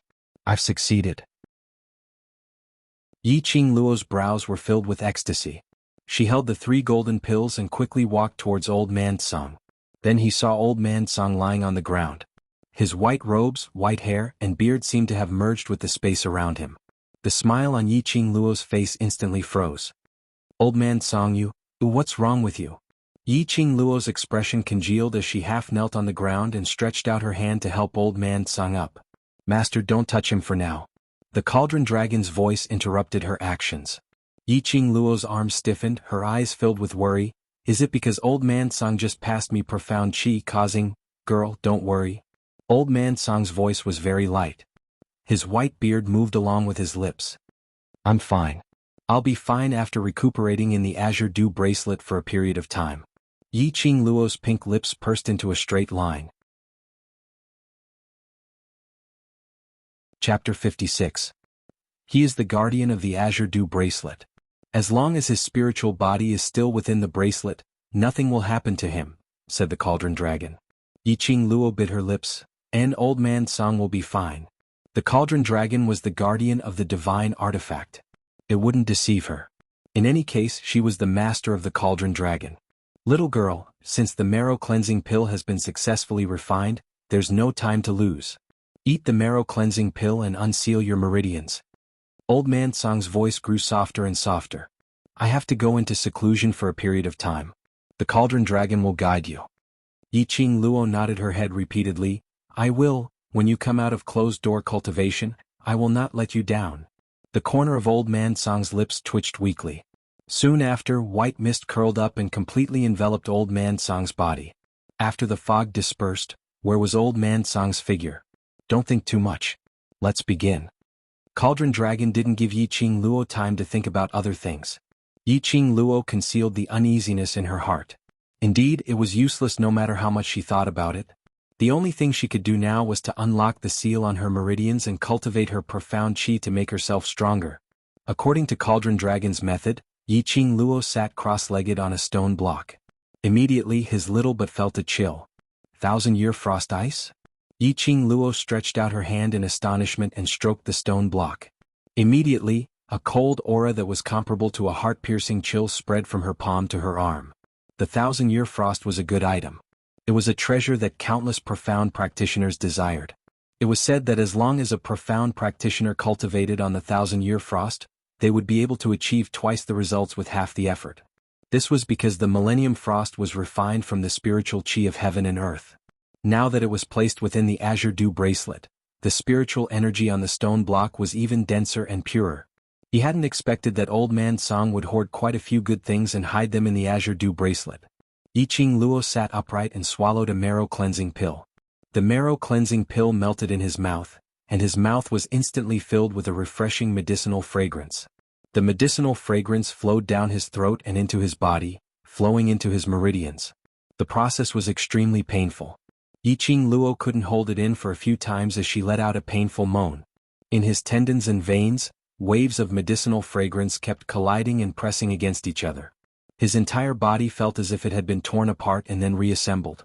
Ah! A sharp painful moan came out from Yiqing Luo's mouth. There was a metallic taste in his throat. As soon as he heard the sound of cooking, he spat out a mouthful of blood. The blood was black, so black that it was purple. Then a cold current spread from his buttocks to his limbs and bones. The painful squeezing sensation was no longer there. At this moment, Yiqing Luo only felt carefree and incomparably refreshed. A majestic and terrifying profound qi erupted from Yiqing Luo's body. That profound energy emitted a dazzling light, making the red-clothed woman on the stone block look even more enchanting than the sun and moon. The purification was a success. The blocked tendons and meridians were unblocked. A steady stream of profound energy spread through his limbs and bones. Master, taking advantage of this momentum, you can begin challenging the first level of the Azure Dew Bracelet's mental cultivation method. Nanny? He was already challenging the first level of the mental cultivation method? Not waiting for Yiqing Luo to regain her senses, that huge cauldron shook violently. Her footsteps were unsteady and her body bumped into something. In the next second, that thing that she had bumped into was like a suction cup, firmly sucking her in. Yiqing Luo's eyes immediately went black. In a short moment, Yiqing Luo opened her eyes again and discovered that she was actually standing on a battle stage. Chapter 57. This is the first level's competition arena. Cauldron Dragon's faint voice seemed to come from the horizon. Master, raise your head. Yiqing Luo followed the voice and raised her eyes. Above her head was a vast expanse of white mist that she couldn't see the bottom. On the extreme right side of the arena, a fiery red candle lamp floated in midair. When this lamp goes out, no matter what happens on the arena, I will summon you back. Cauldron Dragon continued, if you successfully pass the first level before the lamp goes out, you can obtain the first level's secret arts. In other words, before this lamp goes out, Cauldron Dragon absolutely wouldn't interfere with her? The Azure Dew bracelet has 12 levels of purgatory. The first level is the simplest. With your current ability, you should be able to deal with it. Do you see that huge one on the arena stage? Pour profound qi into the one, and the Azure Dew bracelet will randomly create a void space according to your strength. Yiqing Luo followed Cauldron Dragon's words and half knelt on the ground, pouring profound qi into the one under her feet. When her profound qi was released, the profound qi that had just been gathered after purification actually crazily rushed towards her profound jade heart. As if it had found an outlet, it drilled into her profound jade heart as if it didn't cost anything. Yiqing Luo clutched her heart, one hand on the ground, and let out a muffled groan. This crazy oppressive feeling squeezed her profound jade heart until it swelled painfully. At the same time, the entire arena shook violently. In a split second, a group of fiendish wild beasts appeared in front of Yiqing Luo. There were at least 100 of them in a group. The 100 beasts cried in unison, deafening the ears. The entire arena seemed as if it was about to collapse. These wild beasts were refined according to your current strength. You only need to defeat these beasts in front of you and you can smoothly pass the first level of purgatory. After Cauldron Dragon finished speaking, there was no longer any sound. It seemed as if it simply didn't see Yiqing Luo's expression of endless pain. It simply couldn't be more painful. Her chest swelled to the point it was about to explode. And the 100 wild beasts in front of her, after their protective barrier was broken, surged towards Yiqing Luo. Among those wild beasts, the smallest was 2 meters tall. They opened their bloody mouths, revealing their sharp teeth. He opened his mouth and tried to swallow Yiqing Luo into his stomach. Yiqing Luo's 5 fingers clasped tightly around her heart as she leapt up. Using the height of a wild beast, she somersaulted in the air. Soon after, he landed steadily in the empty space of the arena. A few ferocious wild beasts missed their target and crashed into each other. Phew! Yiqing Luo panted heavily as her slender brows creased tightly. All of a sudden, the profound heart jade seemed to have been set ablaze by a ball of flame. Yiqing Luo could clearly feel the scorching heat in her chest. Following this, her body began to emit a layer of dazzling light. The light spread like fire. Yiqing Luo felt that this ray of light had turned into strands of qi, seeping into her body from her skin. Bit by bit, it lingered on the profound heart jade. The swollen and painful feeling gradually disappeared. Surrounding the profound heart jade surroundings was a stretch of pure profound energy. When he clenched his fist, he could feel boundless power accumulating in him. The roars of wild beasts rang in his ears, and the wild beasts in front of him pounced ferociously. Yiqing Luo's charming eyes gleamed with a bloodthirsty and enchanting red glow. The first floor. Chapter 58. The fiery red candlelight floating in the air flickered. On the arena, a pile of wild beast corpses piled up into a small hill. One by one, at an extremely fast speed, piled up high. In the middle of the arena, in the midst of the blood mist, a red figure was faintly discernible. Under her feet, there was an extremely strong qi wave, the strong wind fluttering her dress, like a blooming rose. A head of simple hair, long disheveled, hung down to her shoulders. That devastatingly beautiful face was covered with a layer of frost. There was no emotion on her face. Between her charming eyes, there was an excited cold glint. What swept her pink lips was a bloodthirsty and treacherous smile. She was killing incomparably carefree. The wind from her palm landed again, the wild beast flesh and blood splattered. Fresh blood splashed on her face. Her smile was more and more devastatingly beautiful. That smile made people appalled. Yiqing Luo could clearly feel that the profound heart jade in her heart was transmitting her endless profound qi, making her fight tirelessly, unceasingly. Every time a wild beast fell, the blood in her body boiled for a while. In the arena, there were finally 3 wild beasts that weren't too big in size, but their power was extremely strong. These 3 wild beasts had some human nature, actually knew how to help each other. And the candlelight above her head, the candle flame was already getting weaker. At this time Yiqing Luo couldn't be impatient. She understood this logic.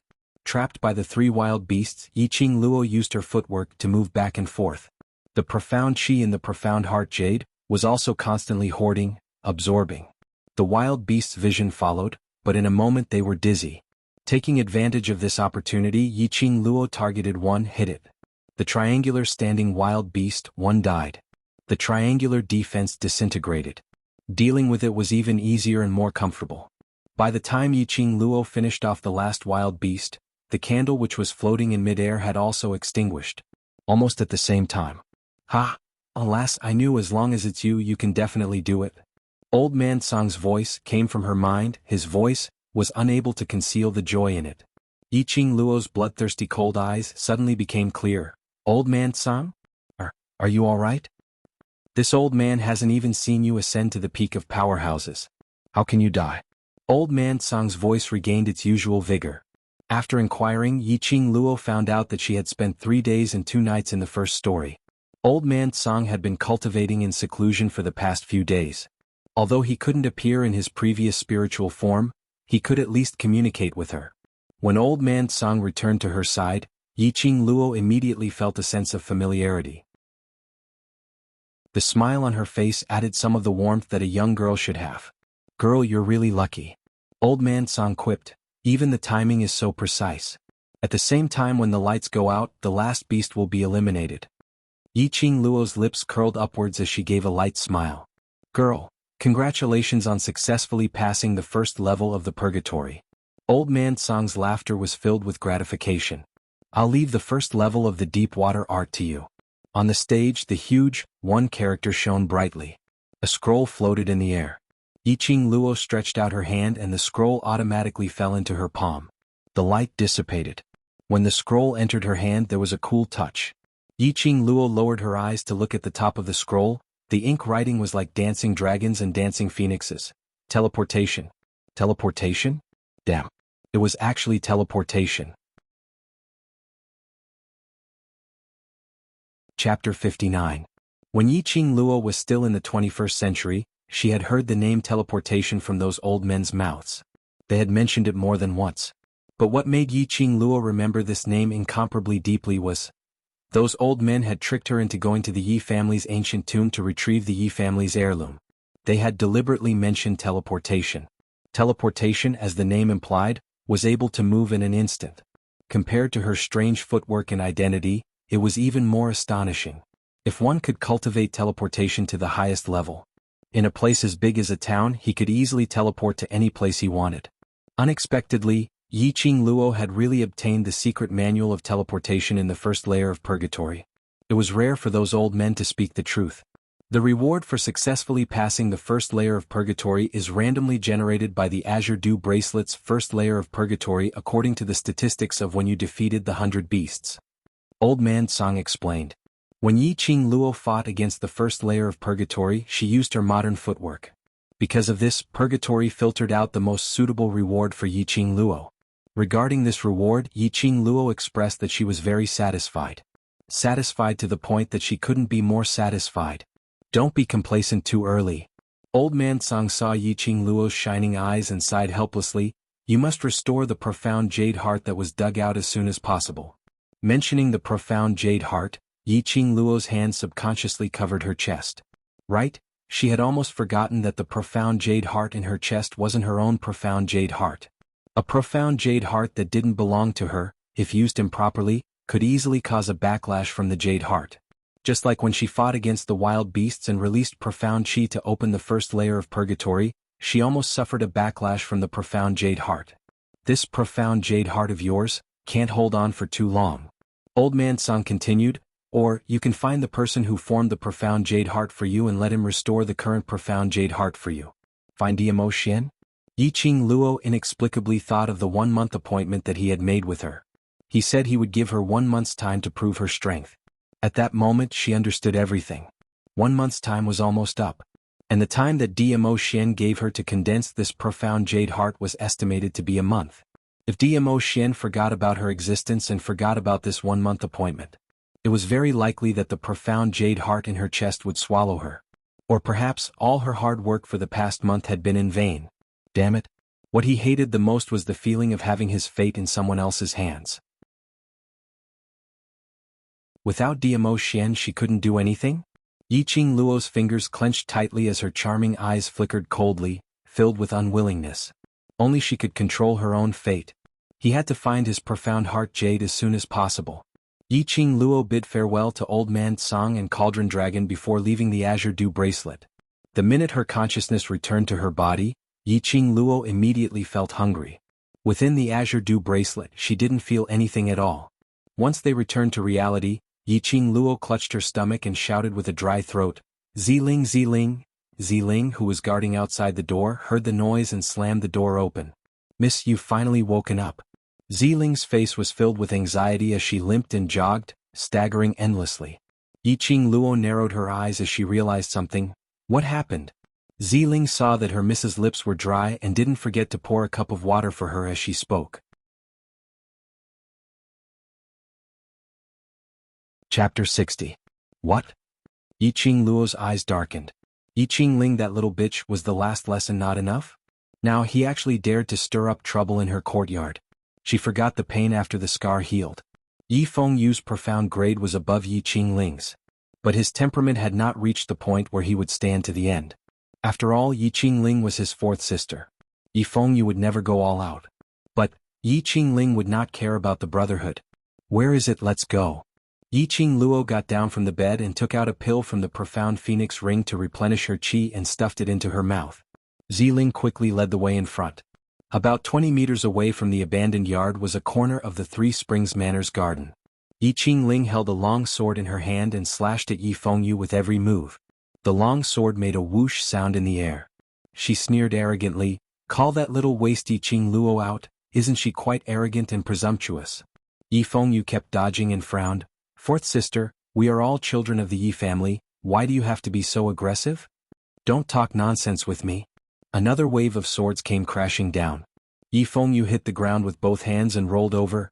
"Fourth sister, if you continue to be so aggressive, don't blame me for not showing mercy." "Yo, I want to see how you are going to show no mercy." Yi Qingling sneered.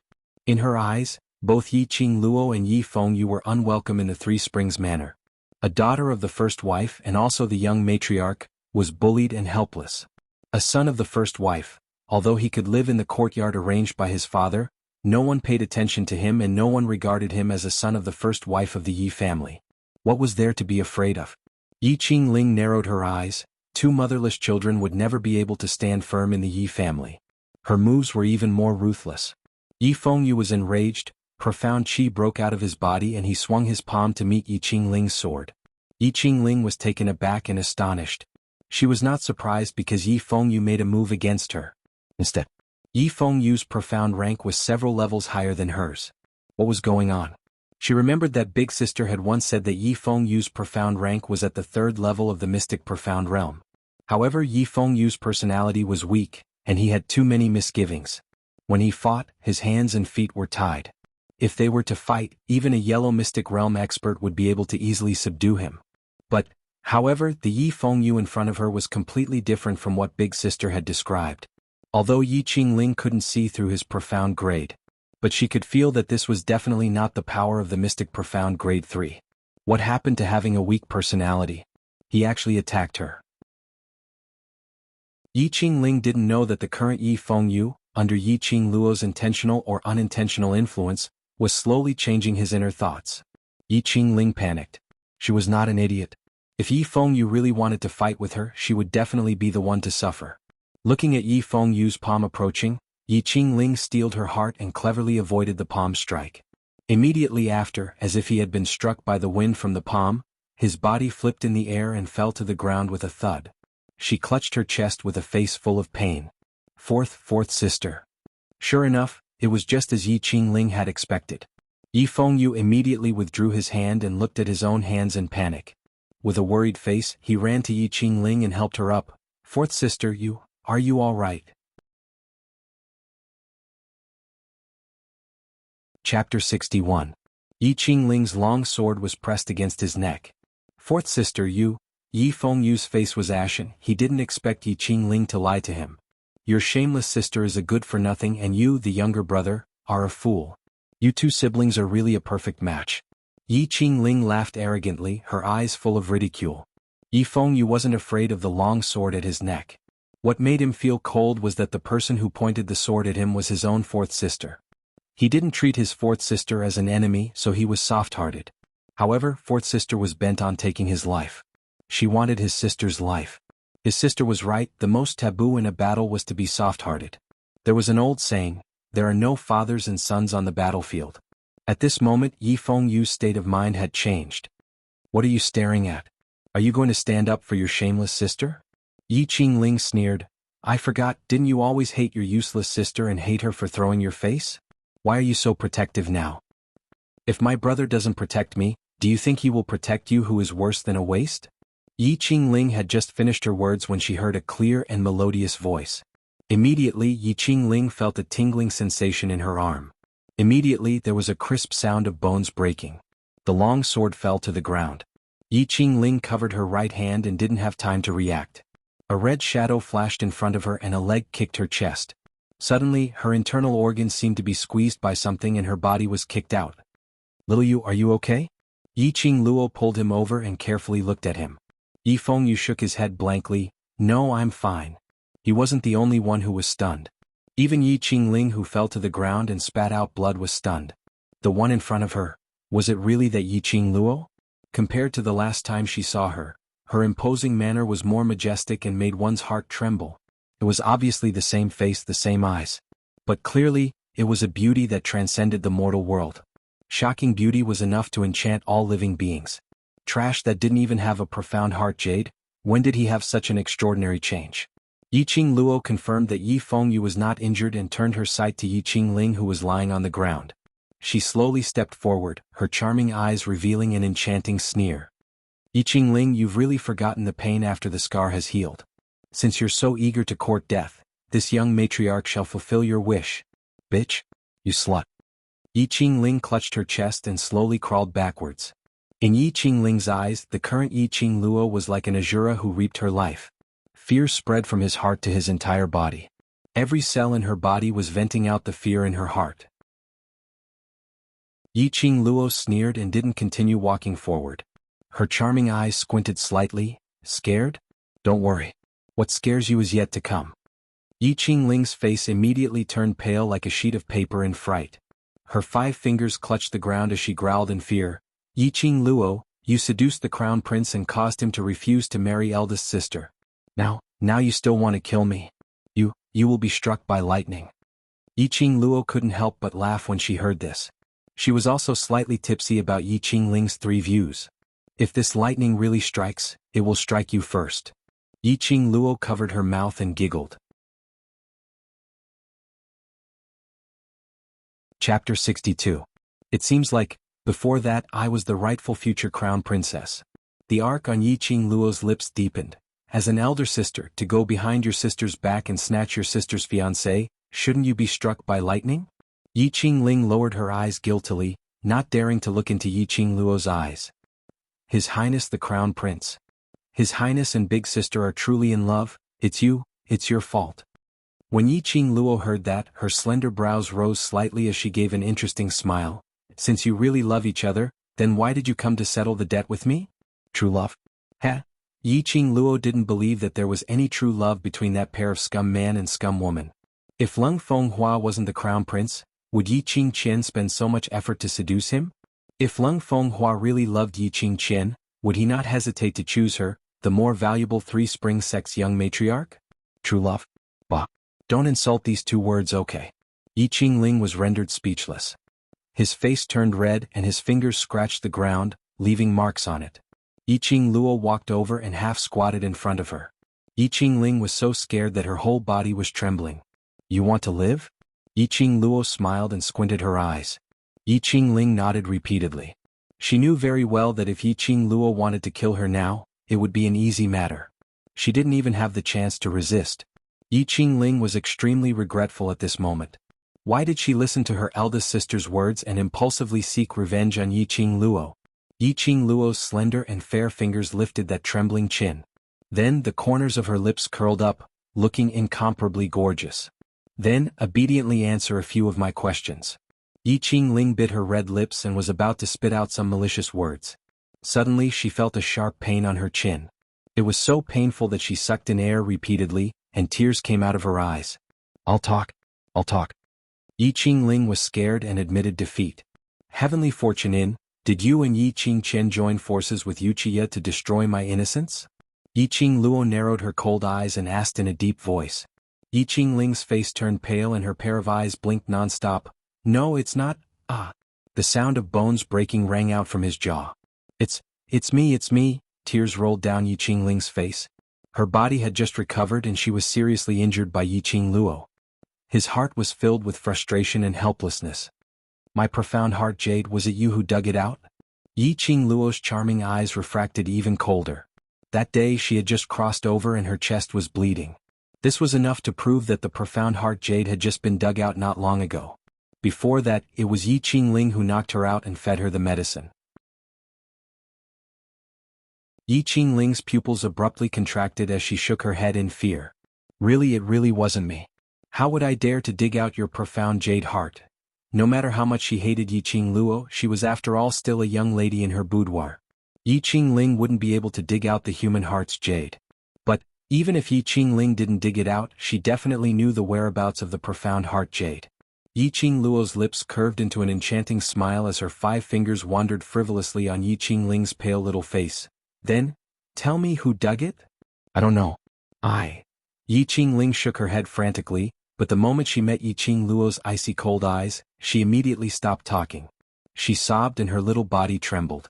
After a long while, as if she couldn't bear Yiqing Luo's gaze, she cried out bitterly. Chapter 63. Black-Clothed Man? Man. Yiqing Luo searched her memory for information about the black-clothed man. She found nothing. I really don't know who that black-clothed man is. He left after digging out your profound jade heart. I was also forced by him. Seeing Yiqing Luo slow to speak, Yiqing Ling fearfully begged for mercy. Looking at Yiqing Ling's appearance, she also knew that she shouldn't be lying. That black-clothed man instigated Yiqing Ling to lay hands on her, then took the opportunity to dig out her profound jade heart. The target should be her profound jade heart. This wasn't impossible. Since her profound jade heart was born, there were countless people who coveted it.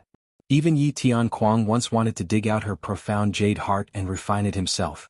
Later, if it wasn't for her mother looking for Yi Tianquang to talk for a night, how could this group of people from the Yi family let go of her profound jade heart? Although my profound jade heart wasn't dug out by you, but you can't get away from it. Yiqing Luo's charming eyes slightly narrowed as she spoke in a cold tone. Yiqing Ling's whole body trembled as she felt something. I didn't mean it, I was also forced. You promised not to kill me? I won't kill you.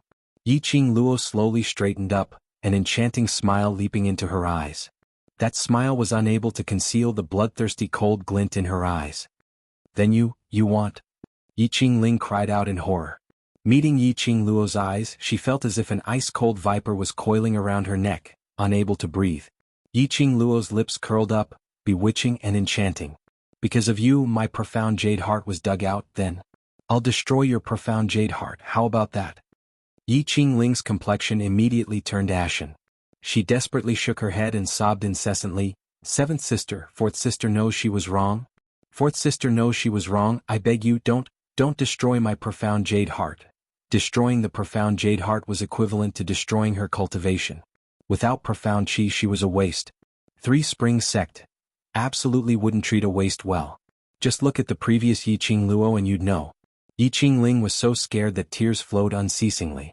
The drops of tears ruined the makeup on her face. A mess of red and green. Didn't I beg you before? But how did you treat me? Yiqing Luo squinted her eyes as she smiled calmly. In his memory he clearly remembered it. When Yiqing Ling forced her to take medicine and sent her to Heavenly Fortune Inn, she begged bitterly. However, Yiqing Ling was getting more and more excited. Now Yiqing Luo was the same. Seventh sister. Seventh sister. Yiqing Ling sobbed and her body kept crawling backward. Under her body there was a pool of blood. Yiqing Luo smiled like a flower as she slowly raised her hand and a burst of profound chi condensed in her palm. Yiqing Ling's eyes widened in disbelief as she stared at the profound chi in Yiqing Luo's hand. Wasn't her profound heart jade dug out? Why could she still release her profound chi? Don't be afraid, I will be fast, so fast that you won't feel any pain. Yiqing Luo raised her palm high and aimed at Yiqing Ling's chest. Killing intent. A strong sense reminded Yiqing Luo that there was danger behind her. Yiqing Luo's legs moved. Boom. Only to see that the place where she was just standing had exploded into a huge deep pit. Yiqing Luo withdrew her hand and looked towards the direction of the killing intent. She saw Yi Tianquang walking over in a rage. Behind him, Yiqing Jian also followed. Vile spawn. You actually dare to harm your own brothers. Yi Tianquang bellowed, the veins on his forehead bulging. As soon as he approached, his palms suffused with a cold jade light. Chapter 64. Bursts of strong wind stirred up the dust on the ground. The strong waves that could topple mountains and overturn the seas whistled. It was enough to see how much profound energy Yi Tianquang used in this palm. Yiqing Luo didn't dodge this time. Instead, the corners of her lips slightly curled up, revealing a cold smile. She immediately released her profound chi. The wind from her palm turned into two dragons. The imposing manner was like a rainbow, directly colliding with Yi Tianquang's palm wind. There was another deafening boom. Two profound chi collided in midair. Profound chi suddenly exploded, the entire garden, branches flew everywhere. Both retreated a few steps. Yi Tianquang's complexion changed. When he saw Yiqing Luo withstanding his palm strike and even matching that palm strike of his face was filled with disbelief. Yiqing Qian opened her mouth wide. She was so surprised that she forgot to take the opportunity to support Yiqing Ling to her side. At this time, the father and daughter only had one thought in their minds: how was this possible? Wasn't Yiqing Luo a waste? A waste who didn't even have a profound jade heart? How could she receive her father's palm strike? Were they dreaming? I didn't expect father to say the words fratricidal. It really makes me look at you in a new light. Yiqing Luo sneered. Thinking back, Yi Qingling and the others had done fratricidal things many times. Yi Tianquang didn't even say half a word.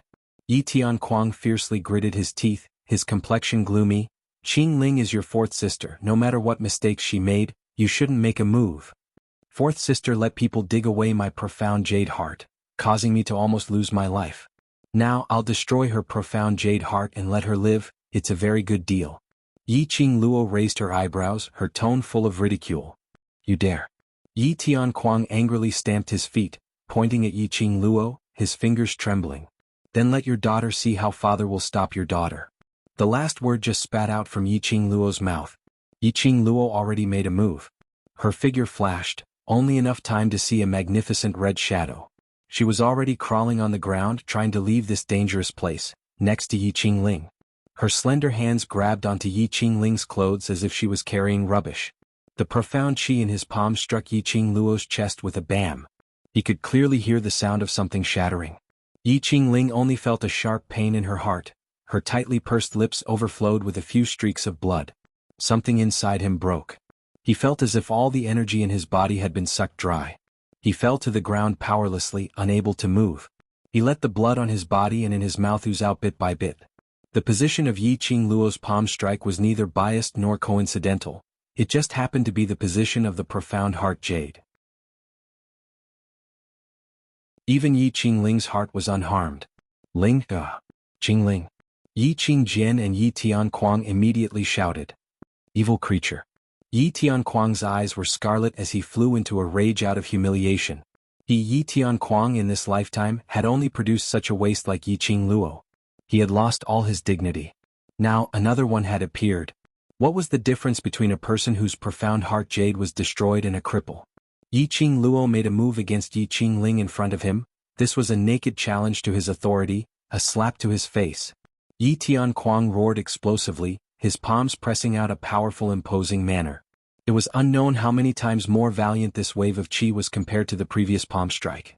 However, no matter how strong it was, it still couldn't do anything to Yiqing Luo. She leapt, the five-pointed star pattern released under her feet.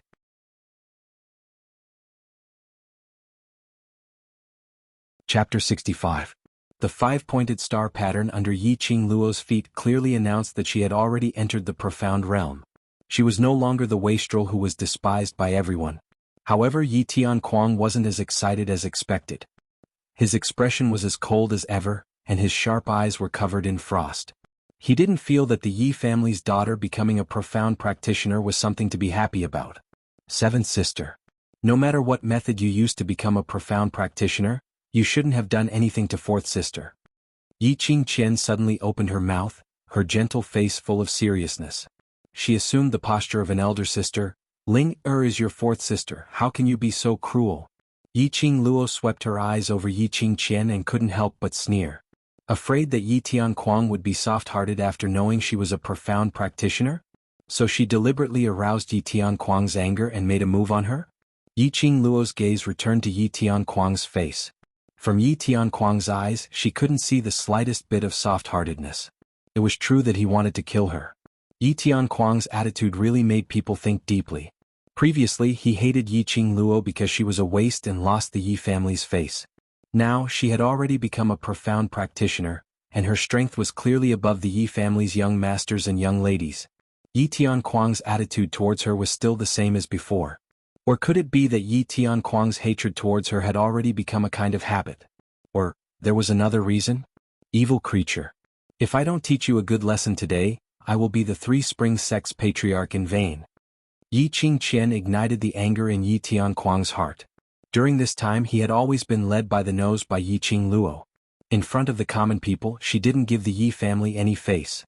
Moreover, she plotted to make Three Springs sect and Yuqi family enemies. He really foolishly stood up for Yiqing Luo and found the Yuqi family's patriarch. Thinking of the humiliation he suffered at the Yuqi family, the anger in Yi Tianquang's eyes burned even more fiercely. The brown five-pointed star pattern suddenly spread from the soles of her feet. Yi Tianquang released his profound energy. Both of his palms shot out like snakes and dragons, and his aura immediately swallowed the mountains and rivers. That was an extremely dazzling ray of light. His palms condensed and moved.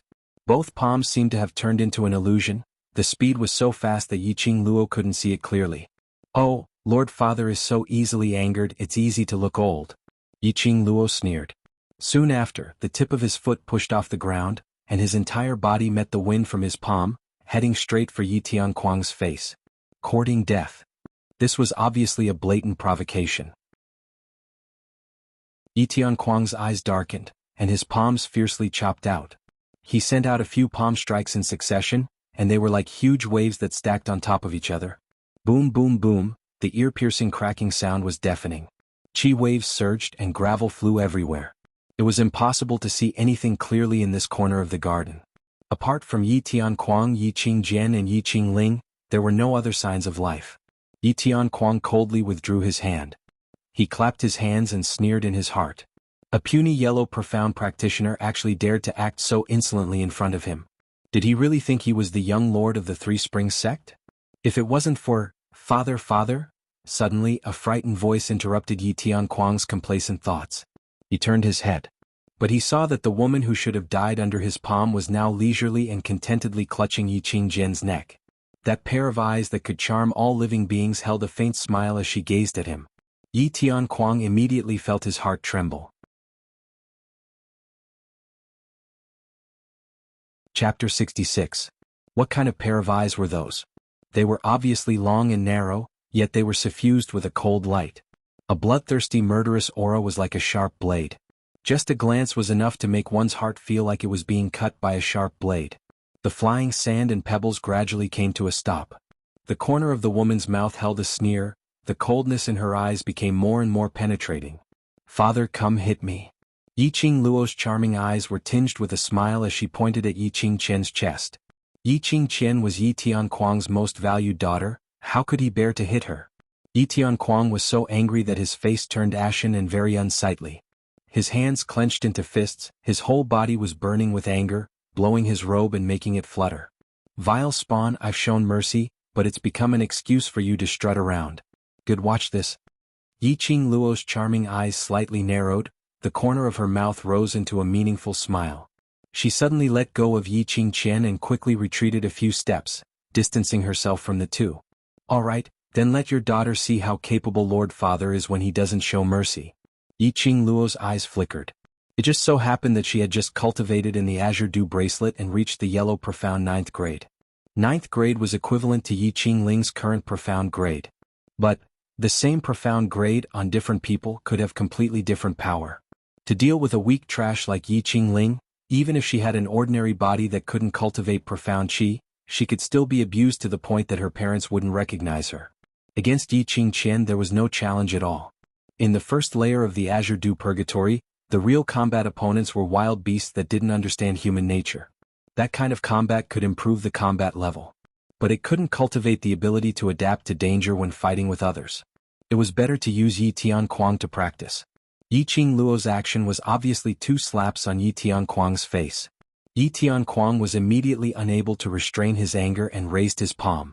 The momentum of this palm was indeed completely different from the previous one.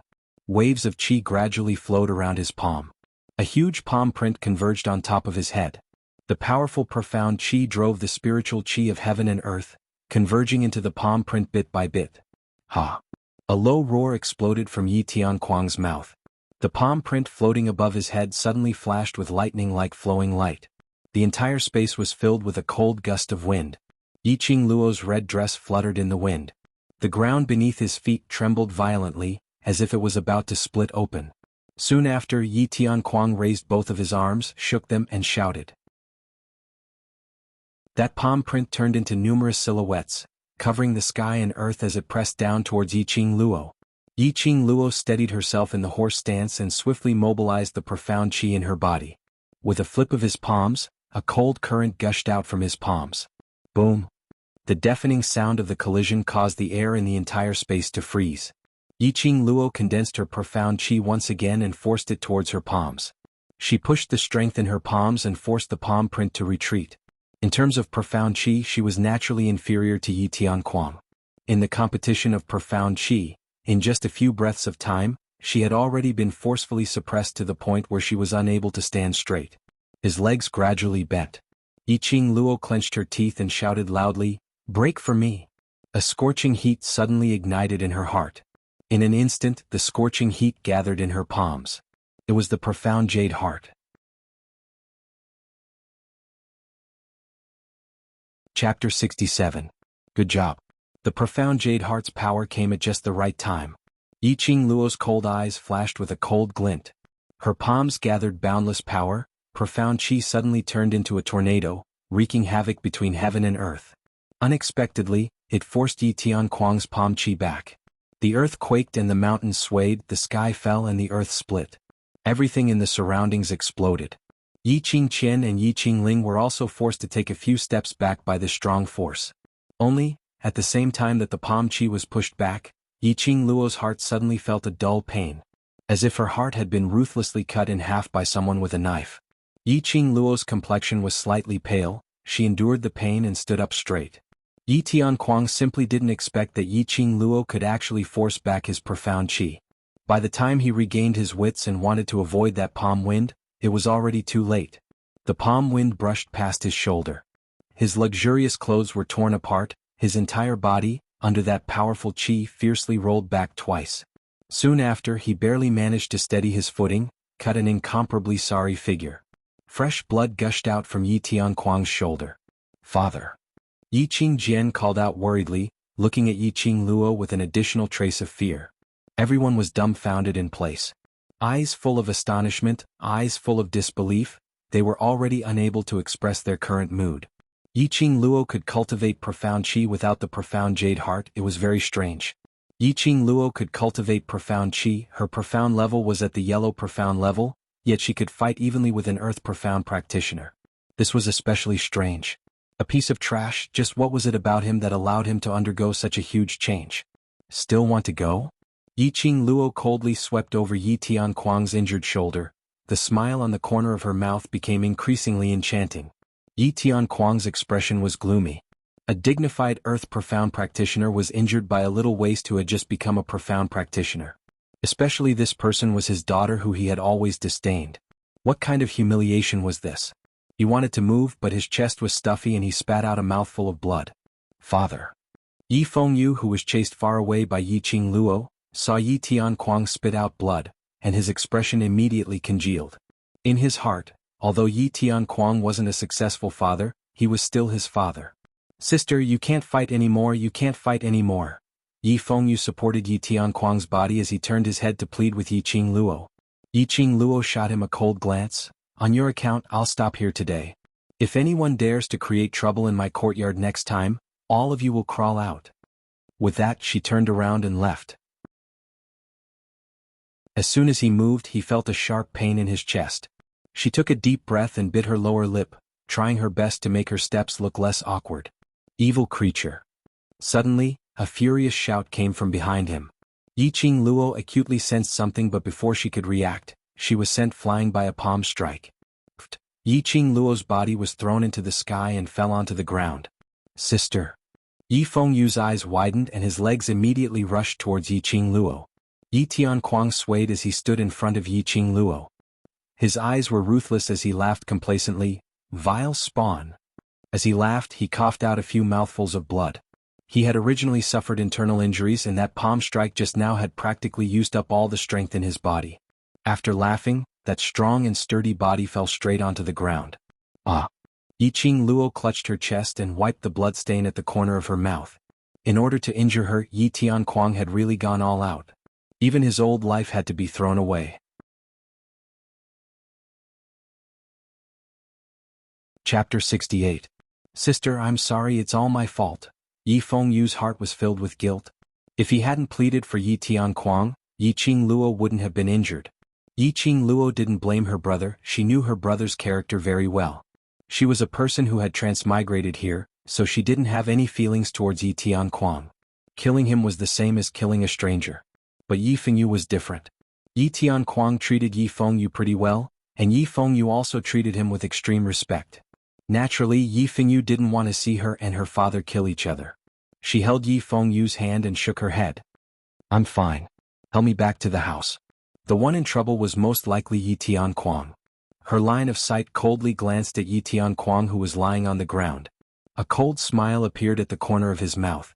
That smile caused Yi Qingjian, who had come to support Yi Tianquang, to feel her scalp go numb.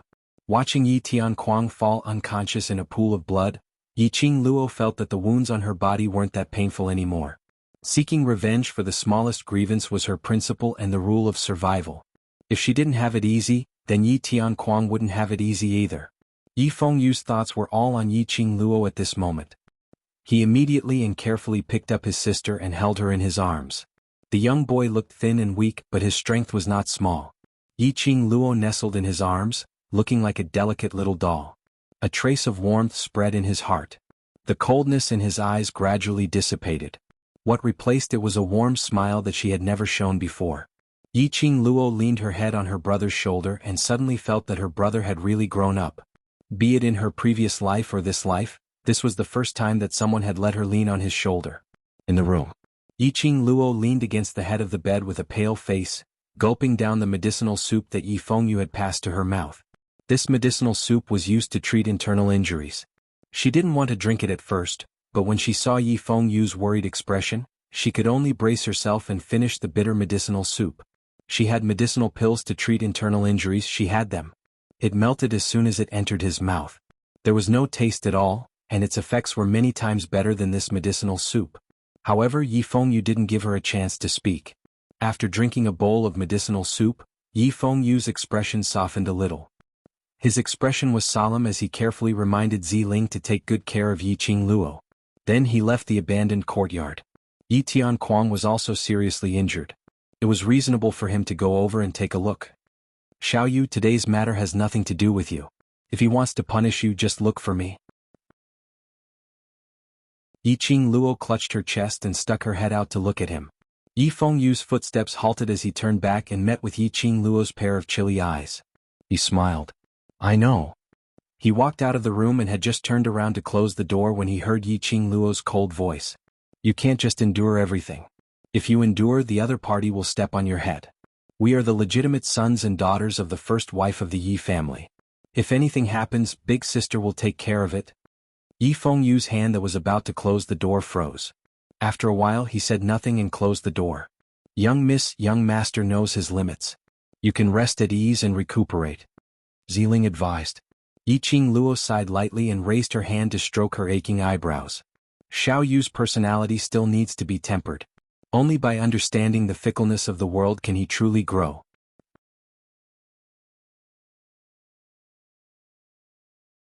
Chapter 69. Ziling was worried that once she left, no one would take care of her. Mississippi, I'm tired, I want to rest for a while. Yi Qingluo propped up her body and slowly laid down. She closed her eyes, her face full of exhaustion. Ziling tucked Yi Qingluo in and left the room to chase after Yi Fengyu. At the instant when the room door closed, Yi Qingluo, who had her eyes tightly shut, suddenly opened her eyes. The relaxed expression on her face also disappeared. She raised her hand and placed it on her chest that was wrapped in layers of bandages. Profound jade heart, it was most likely broken. It wasn't Yi Tianquang's palm. But when she resisted Yi Tianquang's second palm, the profound jade heart suddenly erupted with power. The current her couldn't even release profound chi to check the condition of her injury. Once she moved, her heart throbbed with pain as if it was torn by something. She endured the pain and put on an unharmed appearance. She didn't want Yi Fengyu and Ziling to worry about her. Without the profound jade heart, it meant that she had no way to operate profound chi. She was equivalent to a cripple. She didn't give up and closed her eyes. She wanted to use her divine sense to explore her heart and see if her profound jade heart was intact. But just as she withdrew her divine sense, that tearing pain attacked again. Oh! A mouthful of sweet blood rushed up her throat. Yi Qingluo abruptly opened her eyes as she laid prone on the bed, and with a wah sound, she spat out a mouthful of blood. Looks like the injury isn't light, little thing. Suddenly, a deep and mellow voice sounded in the room like fine wine intoxicating people's hearts. Yi Qingluo's body suddenly froze on the bed. There was someone in the room? She actually didn't sense it at all. Could it be that there was a problem with the profound jade heart? The instinct that had been formed over so many years would also have a problem? Yi Qingluo's eyes were sharp as she looked towards the direction of the voice. What she saw was a handsome face with peerless elegance. That pair of deep peach blossom eyes flashed with a demonic luster as he looked at her with a smile that wasn't a smile. Yiqing Luo's heart trembled for no reason. It's him. Diemo. No wonder she couldn't sense the other's aura. How did you? Yiqing Luo's slender brows creased tightly as she looked at him vigilantly. Little thing, have you forgotten our 1-month appointment so quickly? Diemo raised his eyebrows slightly. In the blink of an eye, he was already standing beside the bed. The strong wind brought along the elegant sandalwood scent unique to him. The promise of a month. Of course she remembered. This was the time limit for the profound heart jade that Diemo had given her. Are you here to deliver the profound heart jade? Yiqing Luo narrowed her eyes and went straight to the point. Diemo didn't expect her to be so straightforward. His long and narrow eyes revealed a meaningful smile. Little thing, you only remember this lord's profound heart jade? Of course. Yiqing Luo raised her eyes and examined Diemo from head to toe as if she was examining a commodity. Apart from being able to give me the profound heart jade, do you have any other value? Ha, ha. Interesting. Diemo suddenly burst into laughter, his chest shaking, unable to stop laughing. Little thing, you're getting more and more interesting. He bent over and placed his palm on Yiqing Luo's chest. This lord's decision a month ago is indeed not wrong. His eyes were dyed with a smile. A peerless beauty that caused people to be infatuated. Yiqing Luo's delicate body slightly trembled. Although she was clear that Diemo action was merely to investigate the profound heart jade in her body. Chapter 70. Yiqing Luo's face blushed slightly. In her past life, no one dared to touch her because of her status. In this life, she carried the title of the future crown prince consort and was a waste. No one was willing to get close to her. She was suddenly touched by a strange man like this. No matter who it was, they would also feel embarrassed. Although this wasn't the first time Diemo touched her chest. But the last time, under those circumstances, she had no time to blush. The dignified overlord, touching a young lady without any explanation. Aren't you afraid of being ridiculed by the world? Yiqing Luo bit her lower lip and endured the burning sensation on her face. Oh. Diemo raised his eyebrows and gave an evil smile. Who dares to ridicule? And I. Ma. Yiqing Luo only had these 2 words in her heart to express her current mood. Fine. You're the overlord, you're awesome, you're willful. Who the hell dares to laugh at you, old man? If you want to ridicule, you should ridicule me for trying to seduce the overlord blah blah blah blah. Fine.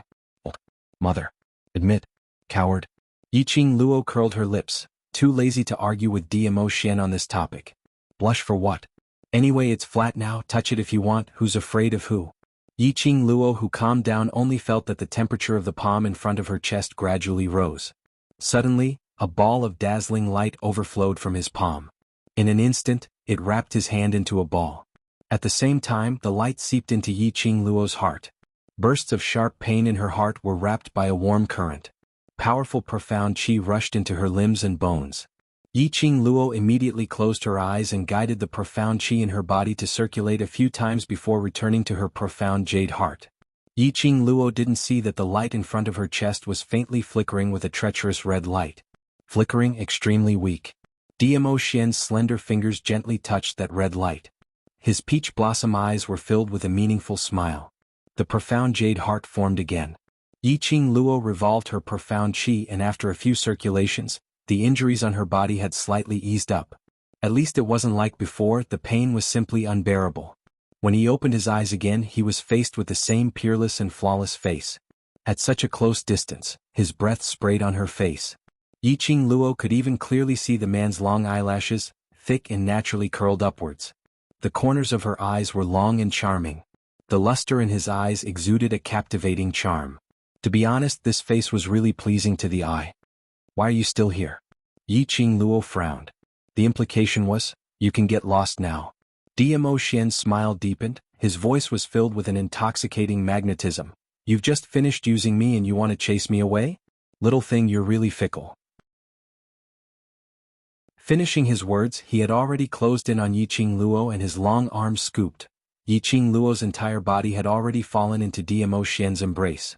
The rich fragrance of sandalwood seeped into one's nose. His warmth chased away the chill in her body. This temperature, this thickness, it was a completely different feeling from Yi Fengyu. Little thing, I have plenty of time to accompany you now. This time I've come to find you, I don't intend to leave. Dmo Xian's deep voice slowly sounded beside her ear. Between the words, there was even a hint of laughter mixed in. Not leaving? What did he mean? Dmo Xian was prepared to stay by her side? What the hell? What kind of joke was this? Die. She couldn't afford to serve such a great Buddha. Chapter 71. Dmo Xian lowered his eyes, his deep black eyes gazed deeply at the person in his arms. At such a young age, she had already displayed a devastatingly beautiful appearance. Especially that pair of charming eyes, which was the most attractive. Clearly, it was wrapped with a layer of coquettish eyes. But in the depths of her eyes, it was like the winter frost. If one looked closely, one's scalp would tingle and tremble. Dmo Xian loved this pair of eyes. A person's eyes were the easiest to reveal a person's emotions.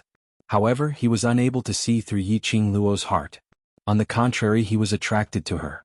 Yiqing Luo felt goosebumps all over her body from his stare and wanted to break free from his hand. But Dmo Xian suddenly hugged her shoulders tightly. The next second, her chin was lifted. The man's cold thin lips had already covered her lips. 4 lips touched, the cold touch instantly dissipated between the two of them. What replaced it was a ball of blazing hot breath. Yiqing Luo's eyes widened, the temperature of her lips, gradually rising. It was until the man's large palm pressed against her slender waist, that Yiqing Luo suddenly regained her senses. A trace of embarrassment surfaced on her face. Yiqing Luo raised her palm and fiercely slammed towards Dmo Xian's chest.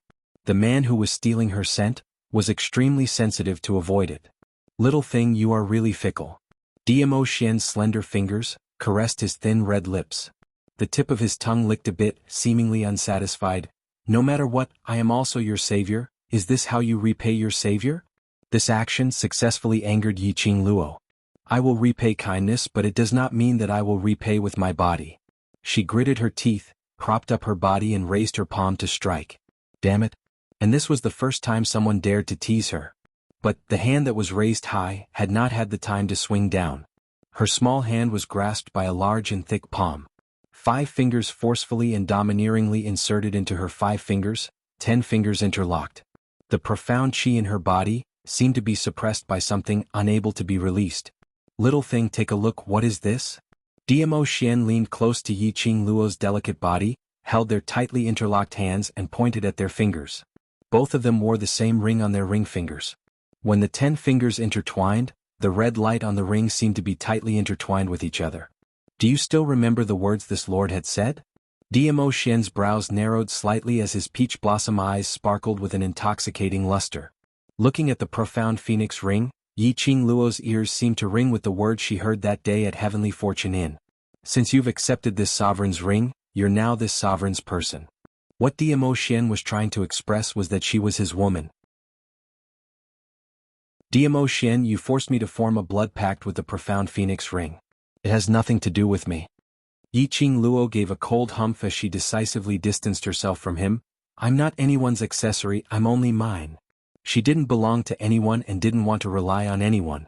Only by using one's own hands to create the future was the most realistic. Dmo Xian squinted his eyes, reflecting an amused smile. It was no wonder he had fallen for her at first sight. It was indeed different. The smile in Dmo Xian's eyes deepened. In fact, you have indeed accepted this sovereign's ring. Yiqing Luo gritted her teeth, too lazy to argue with him. This man was really her nemesis. She wasn't someone who easily revealed her emotions, but Dmo Xian could easily provoke all her emotions. Seeing her gloomy face, she remained silent for a long time. Dmo Xian chuckled softly, his slender fingers stroked Yiqing Luo's palm bit by bit.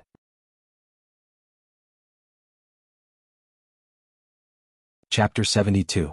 Damn. This was definitely a fake Dizun. Did he have to be so shameless? Yiqing Luo's expression congealed as her charming eyes met the man's eyes. The dignified overlord is pestering a weak girl. Could it be that I have something that interests the overlord?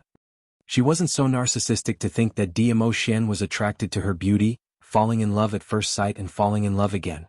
Such a Mary Sue scenario would never happen to her. The only possibility was she had something that Dmo Xian needed. Only benefits would make a high and mighty man extend a helping hand to a girl he didn't even know. A flash of astonishment flashed across the depths of Dmo Xian's eyes. Soon after, his thin lips curled into a devilish smile. Little thing, you're really smart. I like smart girls like you. So, what do you like about me? Sure enough, he had other motives. Yiqing Luo frowned slightly as she pondered about what she had that was worth Dmo Xian's attention. Azure Dew bracelet? Shouldn't be possible. The Azure Dew bracelet was the Yi family's heirloom and could only be contracted by those with the Yi family's bloodline. Even if Dmo Xian took it away, it would just be an ordinary bracelet. Dragon God Cauldron? Not possible. Dmo Xian didn't even bat an eyelid when he gave her the profound phoenix ring. He shouldn't be lacking in alchemy equipment. These two legendary artifacts seemed to be the most valuable ones on her. What did Dmo Xian fancy? Little thing, since you're so smart, then guess well. If you guess correctly, this lord will tell you. A low chuckle sounded in her ears. Cold thin lips pressed against her earlobe.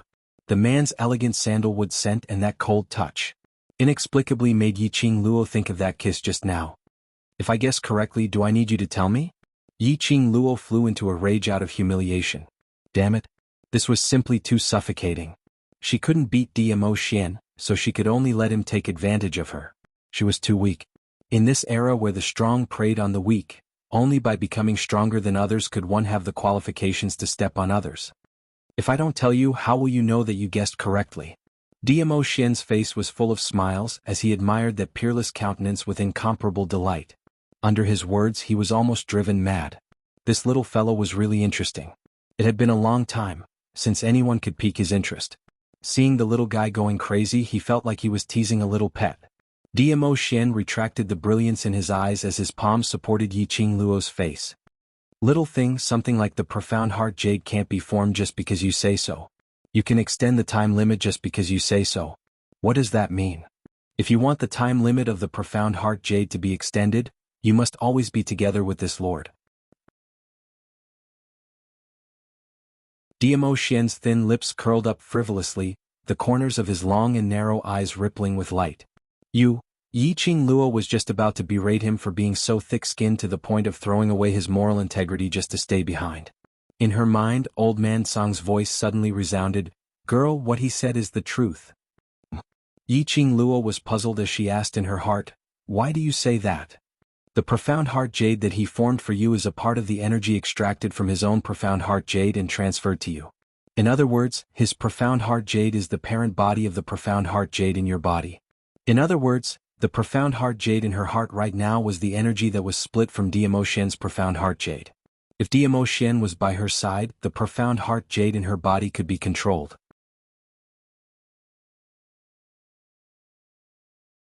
Chapter 73. Wasn't this forcefully binding her and Dmo Xian together? Yiqing Luo really wanted to howl with backbone. Sister vows to die rather than submit. She would rather not have Dmo Xian's profound heart jade than to be involved with this dangerous person. But she admitted defeat. From Old Man Song's words, she also understood. Looking at the entire Nirvana realm, she was afraid that there wouldn't be a second person who could help her form a profound heart jade. Even if she found one, that person might not be willing to form a profound heart jade for her. She might not be willing to be bound to that person. Before she found her own profound heart jade, she could only accept Dmo Xian's help. "I'm also too lazy to chase you away, you can stay if you want." Yiqing Luo looked up, her tone solemn, "But, my matters, you better not interfere." This man was too powerful, too unfathomable. With such a man by her side, if she couldn't control the consequences, it was very likely that she would be controlled by him for life. Dmo Xian's eyes were dark, his thin lips curled up as he teased. "A few days ago, who was the one who took this lord's clothes and used it to intimidate others?" Yiqing Luo suddenly frowned, her gaze piercing straight towards Dmo Xian's heart like an arrow. "You investigated me?" "Little thing to say investigated, this is too serious." Dmo Xian lazily leaned on Yiqing Luo's side. "This lord only let wind protect you in secret." Protection? Damn, she was almost beaten to death several times, but didn't see that black-clad youth appear?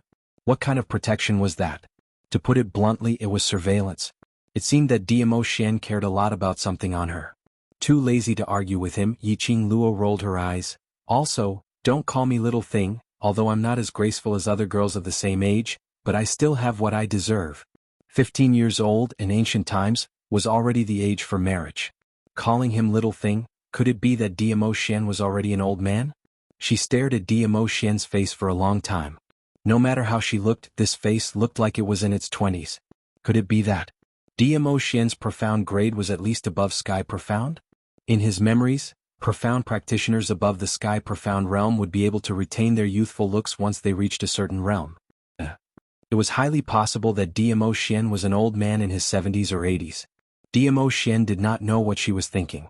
He only felt that Yiqing Luo's bold and unpretentious words were very interesting. He laughed out as his vision swept past a certain part of Yiqing Luo. This lord really can't tell where you have it. Pui. Yiqing Luo spat at him unhappily. Although it wasn't big, it definitely wasn't small either, okay? Furthermore, this thing had to be in the right size so that it would look more coordinated, right? If you don't call me little thing, then I'll call you Ah Luo. Diamo Xian's index finger lightly touched the tip of her nose. Ah Luo should also call my name in this way. Yiqing Luo acutely discovered that when Diamo Xian said this sentence, he had already abandoned the self-address of this lord. Did this mean that he had already discarded his identity in front of her? Calling his name? Ah Xian? Yiqing Luo felt a chill down her spine as goosebumps formed all over her body. She turned her head away, showing a look that she didn't want to talk to him. Diamo Xian's peach blossom eyes narrowed slightly, but spontaneously continued the previous topic. Don't worry, I like to see the process of you slowly becoming stronger. Naturally, I will not intervene in any of your matters. If he intervened, there would be no such fun little thing. This tone, made Yiqing Luo's slender brows tightly knit together. Why did it feel like he was coaxing a pet?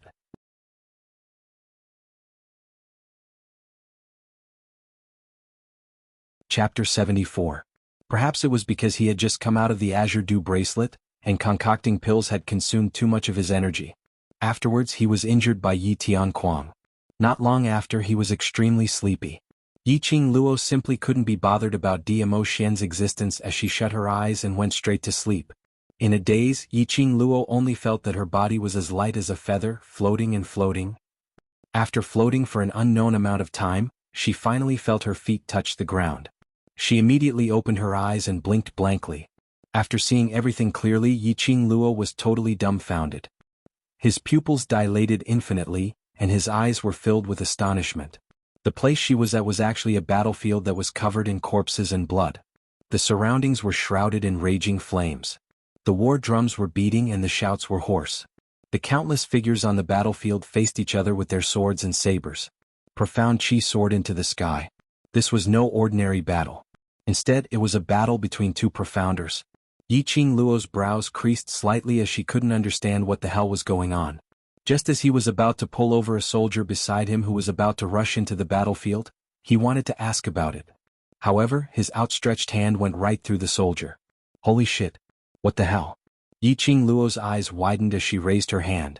Had she turned into a ghost, or had she met a ghost? Hey, where are you guys, can you see me? Yiqing Luo jumped in front of a soldier and waved her hands in front of him. However, the soldier also directly passed through her, roaring as he charged into the battlefield. No one could see her, no one could touch her. Yiqing Luo tried to call out to Old Man Song, but no matter how she called out, she couldn't get any response at all. In this unfamiliar place, Yiqing Luo was unable to ascertain her safety. She didn't dare to rashly extract her divine sense into the Azure Dew bracelet. Just as she was filled with confusion, a sudden burning sensation started to burn her heart. Yiqing Luo's face turned pale as she suddenly clutched her chest. No, something was not right. What hurt was not the heart, but the profound heart jade. A powerful force was currently pressing down on her profound jade heart. What was going on? It was just a nap. How could he sleepwalk in his sleep? Roar, a sharp beast roar broke through the sky. All the profound practitioners on the battlefield stopped what they were doing when they heard this roar. A powerful aura instantly enveloped the entire battlefield. The roar grew louder and louder. His roar shook the earth and the mountains. With another roar, the ground cracked. Yiqing Luo clutched her chest with one hand, enduring the bursts of scorching pain from her profound jade heart. Her complexion was pale as she looked towards the direction where the voice came from. What kind of beast was roaring? He was actually able to shock the hundreds of thousands of profound practitioners present. No matter if it was her past or present life, Yiqing Luo had at most seen 200 to 300 people. Because of her one sentence, they froze on the spot, not daring to move. Hundreds of thousands of profound practitioners were in a deadlock on the battlefield where blood flowed like a river. It was an incomparably magnificent sight. Whether that wild beast was friend or foe was still unclear. But Yi Qing Luo wasn't that nervous, only feeling curious. Anyway, no one on the battlefield could see or touch her. Perhaps this beast was her opportunity to return to the Nirvana realm. Thinking of this, Yi Qing Luo was even more curious about that wild beast. After the time it takes for half an incense stick to burn, the roar of the wild beast gradually stopped.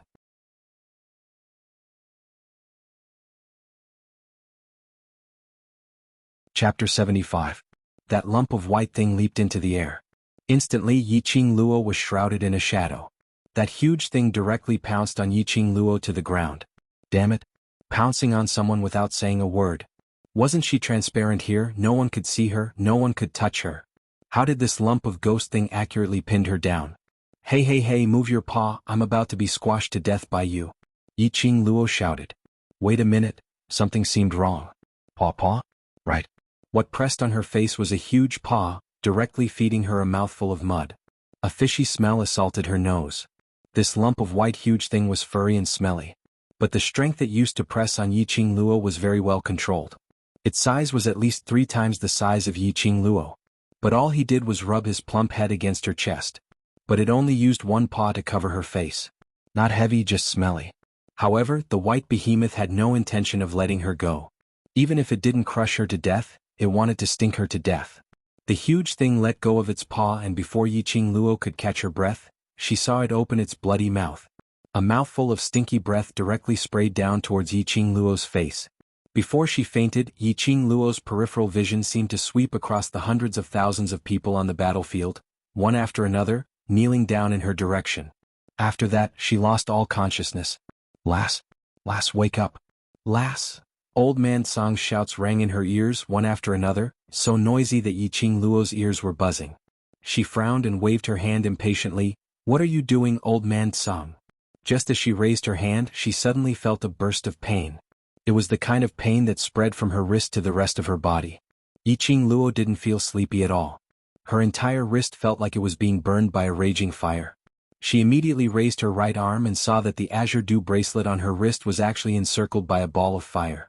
The cherry blossom pattern on the bracelet was constantly rotating. The fire jumped excitedly, burning wave after wave. She reached out to touch it but was forced back by the heat. His entire right hand felt like it was being roasted. Little girl, you're finally awake. Old Song let out a sigh of relief. I didn't think that the white tiger would actually come after smelling your blood.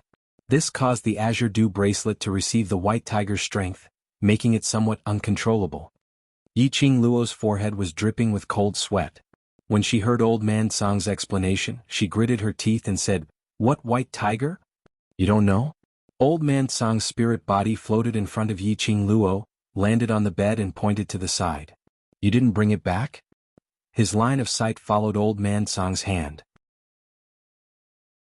He saw a small white ball nestled at the head of the bed, curled up into a ball, looking very cute. As though it sensed Yi Qing Luo's line of sight, it moved and its little body stretched out as it gave a lazy stretch. His face met Yi Qing Luo's. That little thing was the size of a palm, and its entire body was snow white, without a single strand of mixed hair. What astonished Yi Qing Luo the most was its eyes. A pair of treacherous blood-red eyes, round and shiny, sparkling with a watery light. It was indescribably cute but also indescribably strange. It blinked its eyes with a sleepy appearance. Its little claws scratched its ears and immediately jumped onto Yi Qing Luo's stomach. Was this the freaking colossus she saw in her dream just now? Damn. Or did it look like a tiger?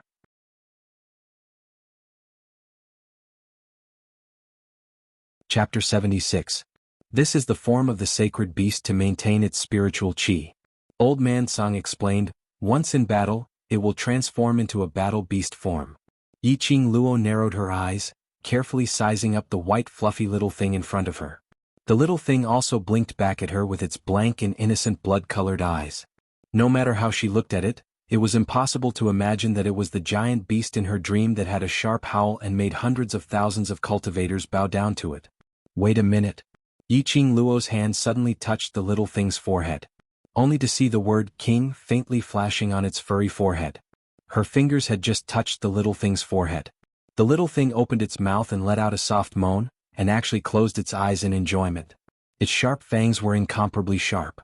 It is one of the 4 ancient sacred beasts, the white tiger. Old Man Song's voice came again, his tone couldn't conceal his emotions. I didn't expect it to take the initiative to find you. 4 ancient sacred beasts? Mu Ran searched through her memory. Regarding this knowledge, the original owner of the body didn't have a deep memory. She only knew that in the Nirvana realm, there were all kinds of profound beasts. These profound beasts, like humans, were divided into different levels. According to the strength and talent of each profound beast, the ordinary ones were collectively called magic beasts. Magic beasts were divided into low-level magic beasts, middle-level magic beasts, and high-level magic beasts. Further up was the Mirage Beast level. Mirage beasts had their own consciousness. A small number of them could speak human language and communicate with their masters. There were also 3 levels of low, middle, and high. Above the Mirage Beast were the legendary Sacred Beast. Looking at the entire Nirvana realm, there were only 4 sacred beasts that had always been by the side of the Divine Emperor in the ancient times. Eastern Azure Dragon, Southern Vermilion Bird, Western White Tiger, and Northern Black Tortoise. However, these 4 legendary sacred beasts had long disappeared after the death of the Divine Emperor. How could one of the ancient sacred beasts find her? Could it be that the sacred beast could see that she was a transmigrator and wanted to take advantage of the good luck of a transmigrator? Don't underestimate it. Old Man Tsang saw through the suspicion in Yiqing Luo's eyes. He poked her head. It took the initiative to find you and make a contract with you. Therefore, your strength determines its ability. In other words, she was strong, so was White Tiger? She was weak, so was White Tiger? In other words, after forming a contract with her, the White Tiger would lose its power as a holy beast and would only be left with a layer of holy beast power. Only when she grows up step by step, will the White Tiger grow up with her. In that case, it seemed like she was the one who had dragged White Tiger down. The power of the White Tiger has already been sealed within the Azure Dew bracelet. This will be of great help to your cultivation.